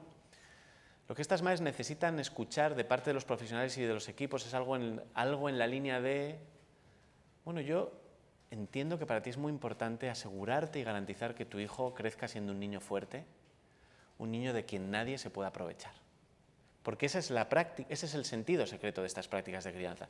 Estas mujeres vienen de un mundo que es pobre y que se le espera pobre, un mundo donde no va a haber recursos ni físicos, ni económicos, ni emocionales, ni sociales. Lo mejor que uno puede hacer por un hijo en estas condiciones es convertir a su hijo en un superviviente, en alguien duro y en alguien fuerte, y eso es lo que están haciendo estas madres. Entonces, parte del asunto es poder conversar desde el marco de referencia de las familias. Eso es lo que nos va a permitir dar pasos siguientes en la línea de, ¿hay otra forma de conseguir esto? ¿Se puede hacer a un niño fuerte de formas que no sean tan bruscas, sin hacerle daño, sin asustarle más de la cuenta? ¿Se puede hacer a este niño tuyo fuerte en un contexto que es distinto porque ahora estás en un país diferente? Ese es el tipo de conversación que me interesa. En segundo lugar, intentamos promover experiencias de conexión y de seguridad en estas familias. Muchas de estas familias viven una experiencia de aislamiento y de desamparo que a veces es crónico e histórico. Llevan años sintiéndose aisladas, invisibles, desconectadas e incomprendidas. Entonces, trabajar en grupos, unir a estos padres, generar dinámicas de reconocimiento en instituciones, en barrios o en la propia familia, los propios lazos familiares que se han degradado con el tiempo, poder reactivarlos, es una parte muy importante del asunto. Estos padres necesitan volver a sentirse ligados a otros, volver a sentir la temperatura que te da estar en relaciones de apego estables y consistentes. Ya no digo que sean las mejores del mundo, pero estables y consistentes. Entonces hay mucho trabajo en grupo con estas familias porque entendemos que el grupo, además de darnos el beneficio económico de que te permite atender a mucha gente en menos tiempo, lo que genera es un acelerador de la conexión. Te encuentras con madres que de repente se encuentran siendo empatizadas por otras madres, con madres que dicen, a veces odio a mi hijo, y se encuentran con otras madres o padres que dicen, a mí me ha pasado lo mismo, y entonces hay una experiencia básica de estar ligado a otros, y de esto va el apego y de esto va la recuperación de la seguridad. Trabajar con la memoria amable, el tercero de los puntos que os enseño, tendría que ver con recuperar de estas historias traumáticas las excepciones. Casi siempre las hay. Me decía una madre, mi padre nos trataba fatal 6 días a la semana, pero el séptimo pasaba algo y estábamos bien. Era como una especie de relato bíblico casi, ¿no? Al séptimo día descansó, pues algo parecido. Entonces, una cosa que nos absorbe mucho a los profesionales es el relato de las desgracias y de los sufrimientos y de las heridas. Esta madre que habla de ser maltratada durante 6 días es una madre, para ser precisos y exactos, una madre real, que me cuenta, por ejemplo, que cuando se portaba mal, su madre mandaba al padre que la pegara, es decir, una doble desprotección. Un padre que te pega, una madre que te desprotege frente al padre que te pega. Imaginaos el nivel de desamparo, de rabia, de miedo, de confusión que tiene esta mujer. Pero el séptimo día, o esos días excepcionales, pasan otras cosas. Nos interesa rescatar también la memoria amable, porque de eso se pueden extraer recursos para que esta madre se convierta en una madre mejor para sus propios hijos. ¿Cómo era eso de estar paseando con tu padre tranquilamente? ¿Cómo era para ti? ¿Qué significaba eso? ¿Cómo te sentías? ¿Qué recuerdas? No, pues es como ser vista de repente, ¿no? Como que yo le contaba mis historias del cole y él estaba en silencio y yo sabía que me escuchaba, no me miraba, pero yo sabía que me estaba escuchando. Y entonces el siguiente paso de esa conversación, que es una conversación que puede darse en muchos ensayos, ¿vale? Lo estoy simplificando. Pero el siguiente paso podría tener que ver con ¿y qué te gustaría transmitir de eso que me cuentas a tu hijo? Si somos capaces de cuidar de un niño dependiente, vulnerable, demandante, es porque nos han cuidado alguna vez. Si no, donde no hay, no se puede dar. Entonces, parte de esto, instrumentalizar este principio consistiría en buscar esas excepciones donde los padres recibieron un reconocimiento, un cuidado, una sensibilidad, una reparación, una ternura y tratar de explotar eso. Lo que no se dice casi siempre se te escapa entre las manos. Lo que se cuenta con palabras, lo que se hace consciente tiende a consolidarse y se hace más accesible. Una madre que después de trabajar contigo se vuelve a su casa recordando con nitidez aquellas veces en que le trataban bien, habiendo hablado de lo que supuso para ella y habiendo dicho lo que le gustaría trasladar de eso a su hijo, es una madre que la próxima vez va a tener mucho más accesible ese recurso. La próxima vez que se pongan las cosas difíciles, eso va a estar más cerquita de la consciencia. A nivel de sinapsis, va a ser una sinapsis que ya se ha activado alguna vez, con lo cual es más probable que se vuelva a activar. De eso va a trabajar con la memoria amable, consolidar caminos que han sido poco explorados. Caminos de seguridad, caminos excepcionales. A veces la memoria amable la construimos nosotros, los profesionales, en la relación con las familias, dándoles algo distinto a lo que están acostumbradas. Y eso, ensayo tras ensayo tras ensayo, va generando una experiencia de seguridad sobre la que también podemos hablar. ¿Qué supone para ti esto de enseñarme tu peor versión y que yo no me enfade? ¿Qué supone para ti esto que dijiste el otro día de sentirte comprendido? ¿Y qué te gustaría trasladar de eso a tu vida doméstica, ¿no? Lo último sería aumentar la sensibilidad, que donde el padre ve a un niño fantasma, un niño adversario, un niño peligro del que hay que defenderse, los padres poco a poco puedan ver a un niño vulnerable, un niño que con sus conductas manda señales de apego o señales de exploración, un niño al que se puede traducir de formas más equilibradas. Algunos programas, por ejemplo, utilizan tecnología de vídeo para aumentar la sensibilidad, graban a los padres interactuando con sus niños y luego revisitan esos vídeos con los padres porque ahí es mucho más fácil de verlo, las interacciones que suceden rápidamente y en la línea de lo no verbal se capturan mucho mejor cuando están representadas en un vídeo, por ejemplo. Otras intervenciones lo que hacen es convocar a los padres con sus hijos y les ponen a jugar. Y entonces en el aquí y el ahora y en la acción se ven las cosas que pasan y estos profesionales señalan cosas. ¿Te has dado cuenta de cómo te está pidiendo que le ayudes? No es fácil de ver, pero te lo está pidiendo. ¿Te has dado cuenta de cómo te buscaba justo en el momento en que ha sonado ese ruido y se ha asustado? ¿A quién ha mirado primero? ¿Te ha mirado a ti? Bueno, pues este tipo de intervenciones lo que buscan es, si queréis, limpiar la mirada de los padres, que muchas veces está muy ensuciada y muy distorsionada por estas anticipaciones de peligro, y empezar a ver al niño real. Poco más se me ocurre deciros, no sé cómo lo ves de tiempo. Muy bien. ¿Sí? Sí, sí. Vale, porque si necesitamos llenar más el tiempo, puedo enrollarme más. Puedo decir muchas más cosas en realidad, pero en principio mi presentación terminaría aquí.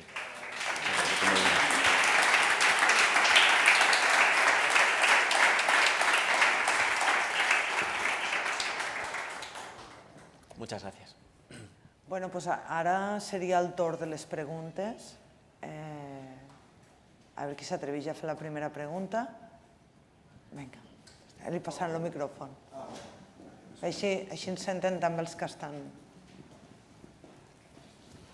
Sí, hace unos meses, en un grupo en el que había un coach de relaciones de pareja, se nos recomendó un libro que era Formas de amar y hablaba de la teoría de Bowlby, ¿no? Sí. Del apego seguro, inseguro y desorganizado.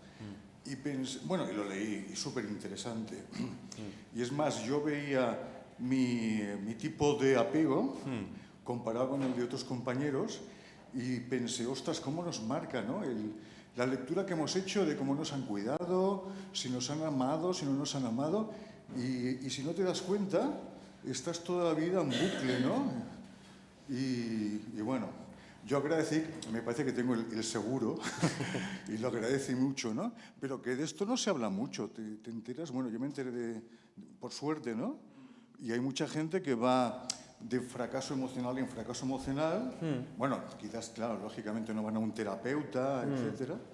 Y bueno, y también, y yo creo que nos tendríamos que preparar para ser padres, para estar en pareja, etcétera, porque es complejo. Y luego cada vez descubrís más, investigáis más, y todo esto sería bueno que la gente de a pie lo supiéramos. Era un comentario. Pues Me ha encantado tu exposición y muchas gracias. Gracias por tu aportación. No, a ti. Y bueno, varias cosas interesantes que has dicho. Una es que efectivamente cuando no lo pensamos tendemos a repetir. Lo que no se piensa tiende a repetirse. Este es un principio que el primero que dijo esto en la historia es Freud. Lo que uno no rememora y no piensa tiende a repetirlo automáticamente, ¿no? Entonces, si yo he aprendido a estar en las relaciones defensivamente, anticipando que me traten mal, asumiendo que tengo que controlar al otro para que no me abandone, haciéndome pequeñito para que el otro me cuide y entonces renunciando a mi propia autonomía o a mi madurez, cuidando del otro para que el otro se sienta cómodo, en fin, si he hecho cualquiera de esos aprendizajes y esos aprendizajes no están pensados o revisados de alguna manera, la tendencia es a repetirlos. Y la repetición es una cosa muy concreta, y es que nos enamoramos de la gente con la que tenemos más probabilidad de que eso se repita. Si soy un cuidador compulsivo, la gente que más me gusta es la gente que está un poco rota, que necesita ser cuidada, ese rollo, ¿no? Científicamente, lo que domina muchas de las relaciones amorosas en este mundo, el término científico es que se juntan el hambre y las ganas de comer. Entonces, lo que no está pensado, revisitado o rememorado tiende a repetirse. Esa es una de las formas en las que se materializa lo que tú has dicho, buscando, eligiendo inconscientemente esos sitios a los que voy o donde acabo conectándome. Estoy hablando de relaciones de pareja porque son fáciles de entender, pero también pueden ser las relaciones de amistad y demás. Y otra de las formas en las que se repiten los patrones de apego es incluso en nuestro propio sesgo perceptivo, ¿no? Estoy hablando con alguien a quien quiero, una persona importante, un amigo, y mientras estoy hablando se pone a mirar el teléfono unos segundos. ¿Qué significa eso? Pues no significa lo mismo para alguien que tiene un apego seguro que para alguien que tiene una tendencia más al apego ansioso o al apego evitador, etc. Entonces, incluso los estímulos más objetivos, reales y externos son interpretados desde un patrón interno de adaptación. Un patrón de adaptación que se aprendió normalmente en nuestras primeras relaciones importantes, con nuestros cuidadores primarios. Sin ser revisitado, es un patrón que tendería a repetirse, y si yo tengo un apego ansioso o preocupado, mi tendencia natural va a ser a pensar, se ha cansado de mí. Por eso necesita mirar el móvil. Y pronto se irá, ¿no? En un sentido puntual y en un sentido general. Uno puede ser más o menos dramático, pero esa sería la lectura desde un apego más ansioso, ¿no? Bueno, dos ejemplos así un poco fáciles y un poco tontos para ilustrar esta idea de que los patrones tienden a repetirse, y esto es lo que nos encontramos en las relaciones de padres a hijos. La cosa no es tan sencilla, uno también puede ir alimentándose de experiencias nuevas a lo largo de su desarrollo, no todo está escrito desde nuestras relaciones tempranas, lo que escribe en nuestras relaciones tempranas es el sesgo, es la predisposición con la que iniciamos nuestra vida social. pero luego la vida social se puede llenar de otros inputs que puedan corregir eso, matizar esos modelos internos, y esa es la esperanza, ¿no? Y eso es lo que hace que algunas relaciones de pareja sean terapéuticas y no como las que yo describía antes, o que nos podamos curar en grupos, generando una familia nueva nosotros mismos, en las propias terapias a las que vamos, los que vamos, etc., ¿no? Y bien, pues eso se me ocurre decirte. Muchas gracias.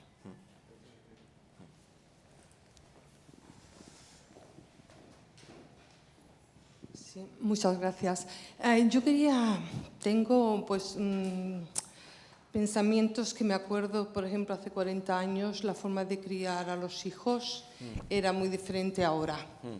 Recuerdo cuando tuve a mi hija, que va a cumplir 40 años, leí un libro de un psicólogo norteamericano pues que recomendaba que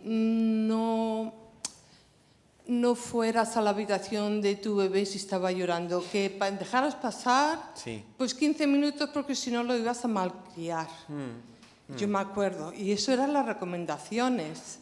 Entonces, eso hice yo. Era una madre primeriza, no tenía abuelos a mi alrededor y yo seguía lo que decía el libro. Era un psicólogo, y ahora es todo lo contrario. Tienes que correr cuando el bebé llora. Entonces, ¿cómo saber cuando haces las cosas correctas, cuando estás criando a tus hijos, ¿no? Igualmente, el médico en esa época te decía, tienes que poner al bebé boca abajo. Ahora dicen lo contrario, tienes que poner el bebé boca arriba. Toda la razón. Entonces, yo siguiendo libros de esa época, ahora te dicen lo contrario. Sí. ¿No? Entonces yo me siento culpable y mi hija lo sabe y mi hija hace lo contrario. Ella va corriendo, hace ahora el extremo. Sí. Entonces es difícil, ¿no? Saber exactamente lo correcto. Estoy muy de acuerdo. Se me ocurre decir a eso que los psicólogos y los psiquiatras y la gente del mundo de la salud mental somos muy peligrosos cuando nos ponemos a legislar universalmente sobre la vida de las familias. No debería ser así. Cada familia necesita patrones distintos porque tiene historias distintas, porque procede de entornos culturales diferentes, porque los niños tienen temperamentos distintos. No es lo mismo un niño que nace con mucha agitación, mucha irritabilidad, con muy poca capacidad de autorregulación, que el típico niño fácil, tranquilo, sociable. Temperamentos diferentes piden crianzas diferentes. Entonces yo soy muy poco partidario de las fórmulas universales, que es que venden muy bien, pero son muy peligrosas desde mi punto de vista. Y culturalmente, efectivamente, hemos experimentado un cambio de paradigma. El paradigma anterior se organizaba en torno al miedo a malcriar a los hijos y tratábamos como de construir niños que fueran autónomos, que pudieran rendir, que fueran independientes. Era un modelo casi como empresarial de la crianza. Y poco a poco, o mucho a mucho, se fue pasando a un paradigma cuyo peligro fundamental no era que los niños fueran malcriados, sino que los niños se traumatizaran. Y entonces ahora básicamente la caricatura de ese paradigma es el padre como subordinado del niño o del bienestar emocional del niño para asegurarse de no traumatizarlo. Estamos ya no criando niños futuros empresarios, sino niños futuros seres dotados de una máxima felicidad. Una cosa un poco extraña y tramposa. Mi apuesta, si hubiera que hacer algo a nivel universal, cosa que creo que no hay que hacer, es la de la sensibilidad y la de la reparación interactiva. La sensibilidad tiene que ver con leer las conductas y las señales del niño tal y como van sucediendo. Eso no te lo puede dar un libro. Yo creo que los padres deberían confiar en su capacidad de leer, imperfecta, pero su capacidad de leer. ¿Qué significa el llanto de un niño que llora desde la cuna? ¿Es un estado de desregulación? No tiene sentido dejarle 15 minutos si está desregulado. Es una cosa como de ya un niño un poquito más mayor que juega a ver si es capaz de manejar las fronteras, los límites, de colarse en la cama de los padres. Bueno, pues si tu principio educativo es que se duerme separado, puedes poner ese límite. Decir, no, tú ya sabes que a partir de las 8 tú te vas a tu cuarto y el resto se queda fuera, ¿no? Es distinto, pero para eso hay que tener la sensibilidad de ser capaz de leer el significado de la conducta de cada momento. Esa sería mi propuesta. Y la otra es la de la reparación interactiva, esa capacidad de moverse flexiblemente para ir corrigiendo los pequeños desajustes. Cuando como muy atosigado por la sombra de una cultura de crianza, de un libro, etcétera, a veces pierde flexibilidad precisamente por eso, ¿no? Eso es lo que creo. Gracias.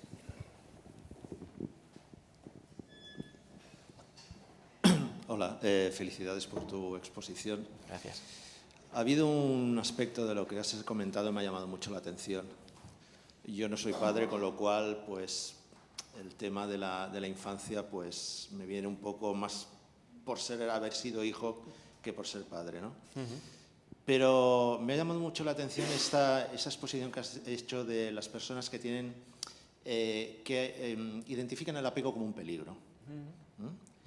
Y eso se traduce después en su vida adulta y sobre todo en sus relaciones sentimentales.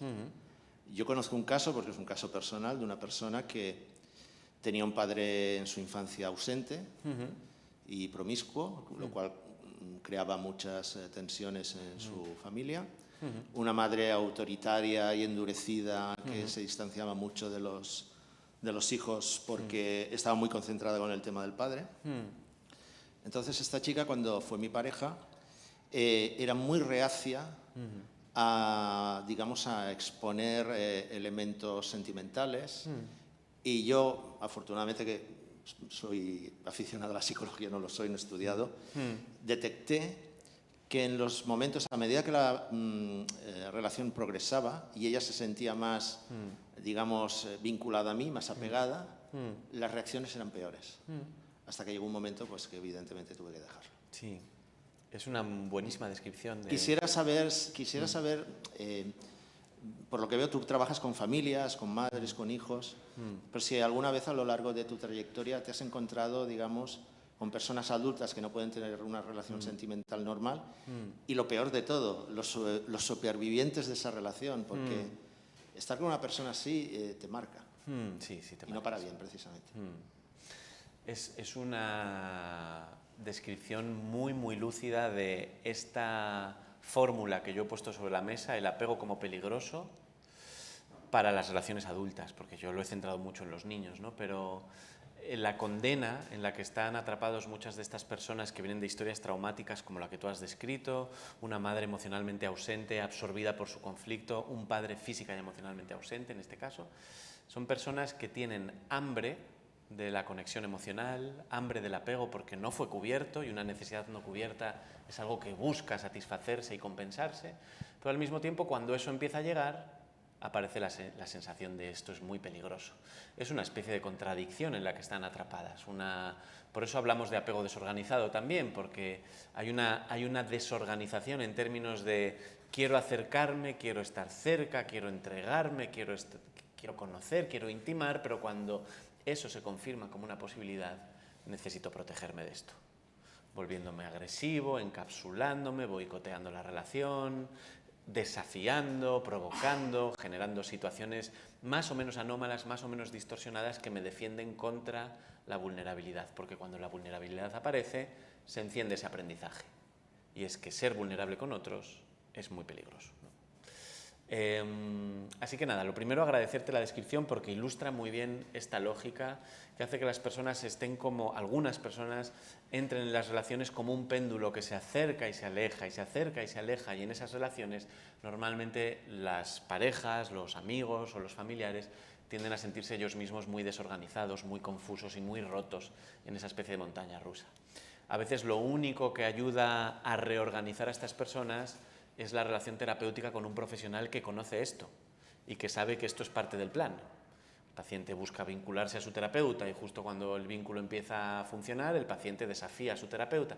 Bueno, pues si el terapeuta puede sobrevivir a eso todas las veces que pasa, puede que haya esperanza ahí. Pero en las relaciones reales con gente que no tiene por qué saber esto, las cosas se vuelven muy difíciles, ¿no? La verdad es que, si te soy sincero, la pregunta se me ha olvidado. ¿Era en la línea de qué hay que hacer? No, vale. Perdón, porque... Es poner en marcha el sistema límbico y huir. Sí. Al menos en mi caso. Pero si a lo largo de tu trayectoria has tratado tanto personas Sí. que tienen esa actitud como las víctimas de esas personas, por Sí. llamarlos de una manera cruda. Sí, lo he hecho. Y bueno, pues la lógica es esa. Para las personas que experimentan esto en primera persona, lo mejor que les puede pasar es encontrarse en un lugar donde estas dinámicas desorganizadas se despliegan con otro que puede sobrevivir a ellas. Yo he hablado de la figura de un terapeuta o de un profesional porque son los que en principio son responsables y están preparados para eso, pero a veces algunas personas de a pie de calle también pueden sobrevivir a eso, y entonces esa desorganización, ese péndulo va calmándose, va bajando, y a lo mejor uno se encuentra con la esperanza de estar en una relación donde el apego se enciende y el otro no me hace daño. Y cuando ese ensayo se repite una y otra vez, se acumula un aprendizaje que no estaba.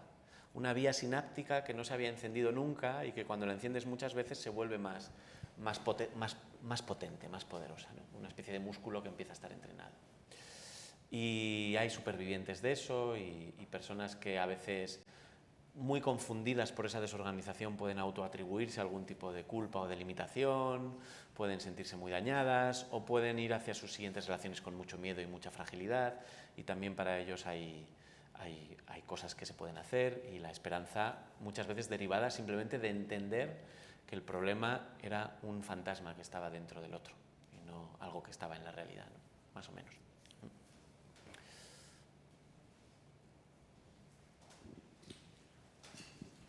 ¿Se ha comprobado si heredamos y transmitimos la forma de amar nuestra?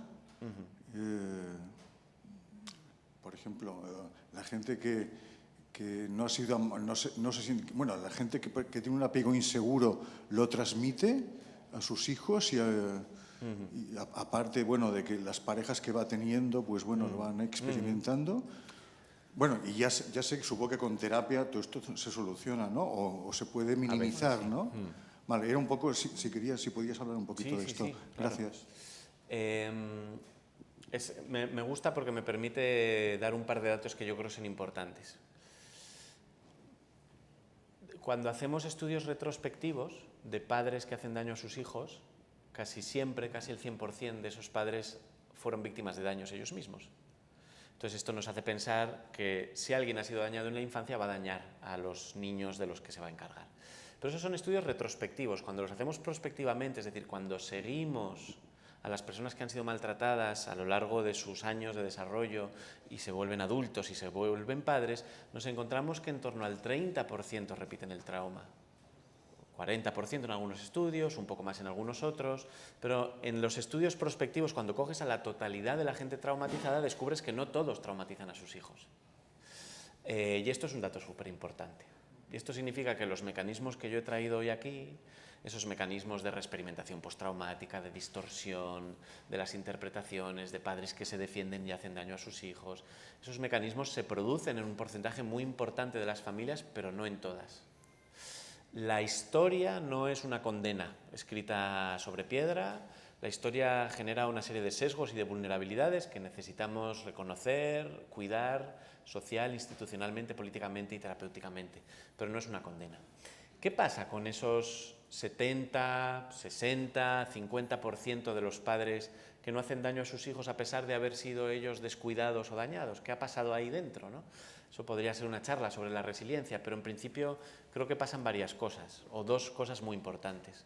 Una es que estos padres han podido hacer una reflexión sobre su historia, casi siempre en un contexto seguro, en las relaciones afectivas de su vida adulta, en la relación con una figura terapéutica, que puede ser un terapeuta profesional o no, en su relación con el arte, la cultura y la introspección, etc. Uno piensa su propia historia. Los que estamos aquí probablemente lo hemos hecho muchos de nosotros.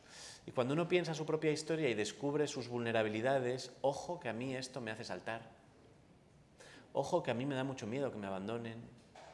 Ojo que yo cuando me piden un poquito más de lo que estoy habituado me siento invadido y metiendo a ir de las relaciones. Cuando uno hace ese camino reflexivo sobre su propia historia, está más preparado para cuidar adecuadamente a un niño. Porque entiende que el problema no es el niño que llora, que me pide, que me hace un berrinche, el adolescente que me pide volver más tarde a casa esta noche. El problema no es él, el problema tiene que ver con las heridas que yo traigo de mi historia. Entonces, lo primero es la capacidad reflexiva, una especie de capacidad como de mentalizarse a uno mismo y de mentalizar la propia historia. Y lo segundo es que creo que esos padres del 70, 60 o 50% protector, resiliente, no solo han hecho una reflexión, sino que han tenido oportunidades de vivirse en relaciones distintas. Relaciones que de alguna manera contradicen el modelo aprendido en la infancia. No todo el mundo se aprovecha de ti. No todo el mundo se burla de tu vulnerabilidad. No todo el mundo intenta sofocar tu autonomía cuando intentas pensar por ti mismo. No todo el mundo en las distancias cortas te obliga a ser un cuidador. Algunas veces también te cuidan a ti. Bueno, pues encontrarte con eso, con esos resultados que contradicen tus predicciones, tus aprendizajes, es otro de, yo creo, de los grandes ingredientes de la resiliencia y de lo que hace que el camino de la transmisión sea un camino de protección y no de repetición, ¿no? Nada.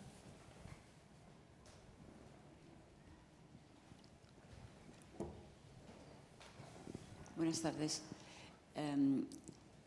Había una de las imágenes que eran los niños que cuidaban de los padres. Sí. Entonces, yo soy madre también y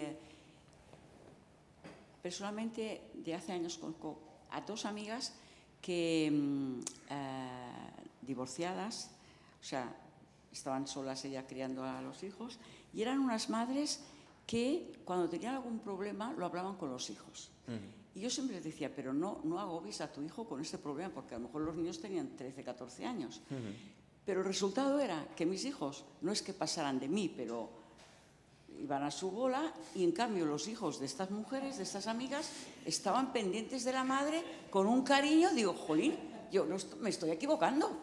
Pero vamos, es que era así. O sea, estaba que la madre, ay, que fíjate, que cualquier tontería. Pues no veas los hijos, ay, mi madre, pobres, que fíjate tú. En cambio, los míos, es que vamos, yo creo que ni se dan cuenta. Entonces, muchas veces pensaba, eso de ser la madre courage, no estarás haciendo un fallo, tonta. Y mira la madre esta, que están los hijos pendientes de ella. Es que es verdad. Ya. O sea, me he dado cuenta que las madres víctimas, los hijos, más los chicos, están con las madres. Entonces, la pregunta es, ¿qué desventaja tienen estos niños que cuidan a las madres? Porque yo los veo igual de normales que los míos.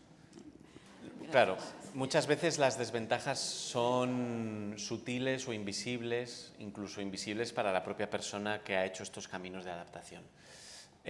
Habría que ver caso por caso, pero si lo que tenemos delante es un caso de niños que han tenido que convertirse en, digamos, vigilantes y cuidadores del estado emocional de los padres o de alguno de los padres, porque el aprendizaje es: mamá es frágil, mamá cuando se siente mal puede desbordarse y cuando se desborda da mucho miedo, porque perder la conexión con un cuidador, con un adulto, es una cosa que da mucho miedo cuando uno es pequeño y cuando uno es adolescente también. Entonces, frente a ese aprendizaje, la supervivencia, la estrategia es: controlo esta situación convirtiéndome en un vigilante y en un cuidador de lo que mi madre necesita y de sus estados emocionales. Y así bajo el peligro, y así sobrevivo a estas condiciones evolutivas, y así me adapto, y así siento que tengo un lugar en la familia. Hay muchos beneficios asociados a eso. El gran perjuicio normalmente es que se renuncia a una zona de la propia vida emocional, que se renuncia a algunas necesidades básicas. Este camino, por ejemplo, podría suponer que uno, de tanto que atiende las señales emocionales del otro, un padre, un adulto frágil, desatiende las propias. Entonces, mi propio malestar, mi propia incomodidad, mi propia perspectiva sobre las cosas, mi propia angustia, son señales internas que no llegan hasta arriba, que no suben hasta arriba del sistema, porque estoy sobreenfocado o hipervigilante de las señales externas. Y eso genera problemas de salud mental. Eso genera cuadros de ansiedad a veces, genera cuadros psicosomáticos en otras ocasiones, genera niños que son muy formales, muy bien adaptados, pero que de repente se rompen. Cuando se acumula mucho el estrés, se vuelven niños que a veces pueden desorganizarse mucho porque no han podido estar atentos a sus necesidades y por lo tanto no han podido pedir ayuda a tiempo, reivindicar su propia perspectiva, protestar, que es una de las cosas que deberían hacer todos los niños del mundo, si se les deja, etc. Entonces, creo que la gran desventaja tiene que ver con eso, con la renuncia a necesidades, a reconocer las propias señales internas y lo que eso supone para la salud mental y el equilibrio emocional interno. Pero la otra gran desventaja tendría que ver con lo que ha dicho ese señor, y es con que esto se convierte en un patrón que puede hacerse muy repetitivo. Si yo aprendo que mi manera de estar bien en las relaciones es ser yo alguien que cuida de otro, que no se puede cuidar a sí mismo o que está roto, y nadie para esto, lo normal es que yo repita este patrón. Y entonces no son relaciones emocionales demasiado satisfactorias. Pueden ser equilibradas, pueden durar muchísimo tiempo, pero siempre hay algo que se pierde ahí. Entonces esa es otra de las grandes desventajas. Yo no sé si esto es evidente o no es evidente en los chavales que tú tienes en la cabeza ahora, pero yo, como estoy haciendo teoría, porque no les conozco, esto es lo que puedo decir. Que los tuyos vayan a su bola, pues yo no sé tampoco a qué responde, pero a eso me refiero, justo. Eso es lo importante. Suena mucho más equilibrado eso.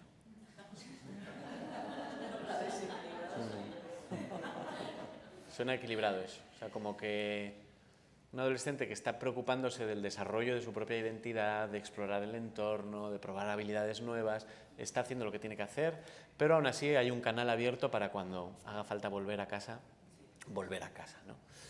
Suena bien.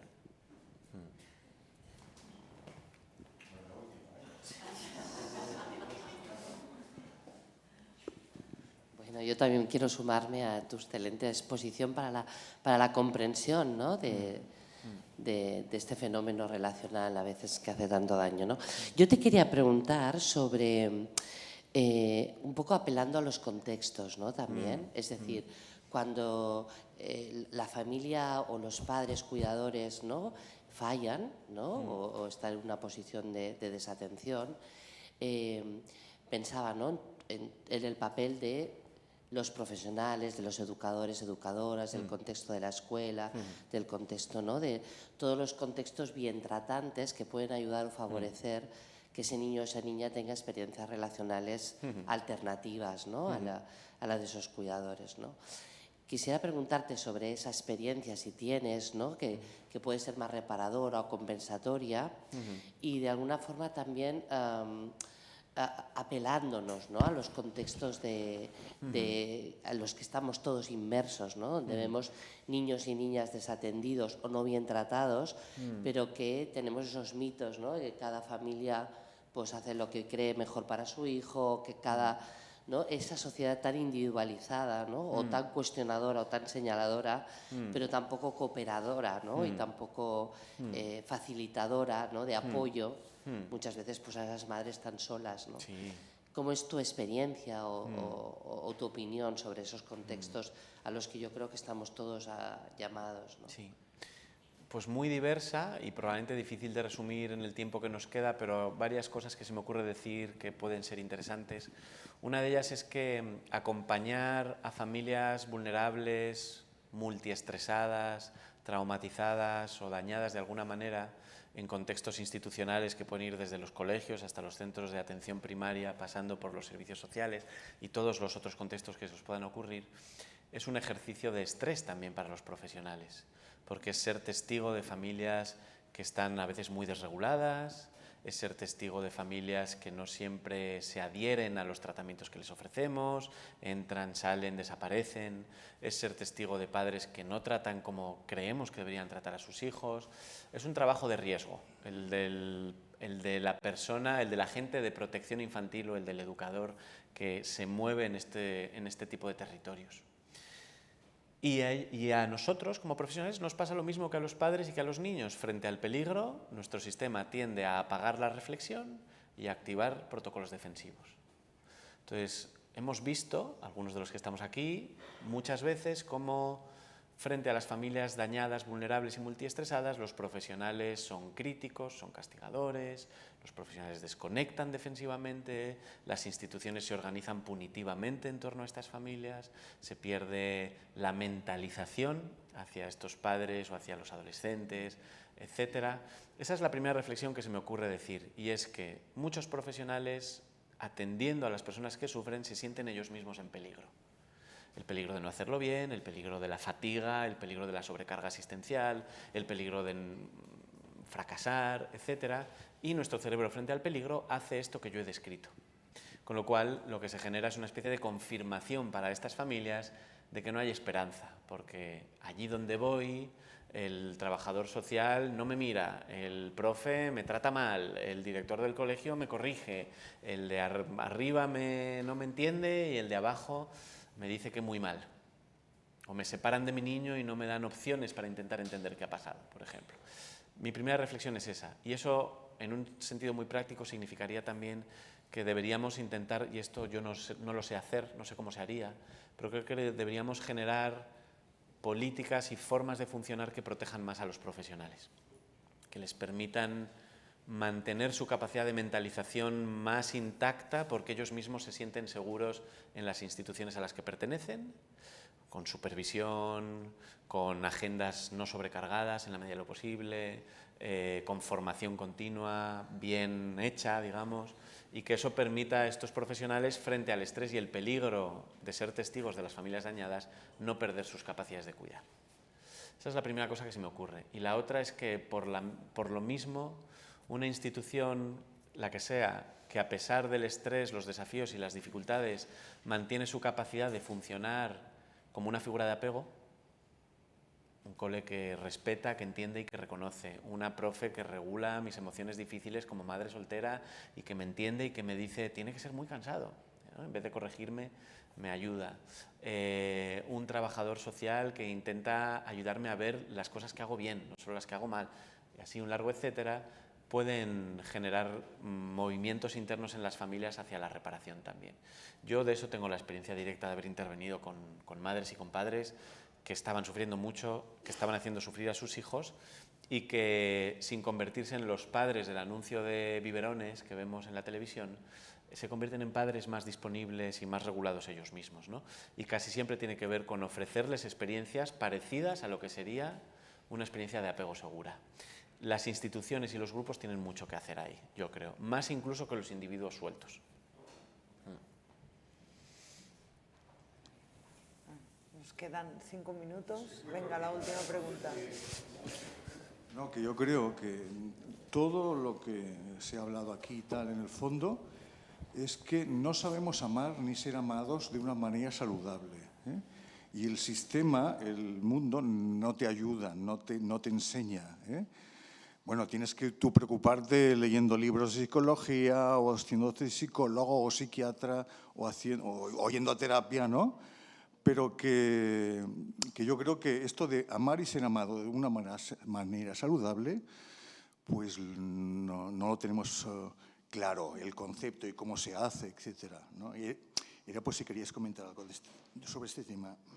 Sí, fenomenal. Estoy de acuerdo en que generalmente no sabemos cómo se hace, porque no tenemos por qué haberlo leído ni nos lo tienen por qué haber contado. La población humana está llena de personas que no tienen acceso a estas teorías, pero el sistema tiende a funcionar relativamente bien, eso también te diría. Y la especie evoluciona y funciona y sobrevive, y los niños se convierten en adultos capaces de estar en el mundo, con diferentes estilos de apego, pero capaces de adaptarse y de generar nuevas generaciones que siguen siendo capaces de adaptarse.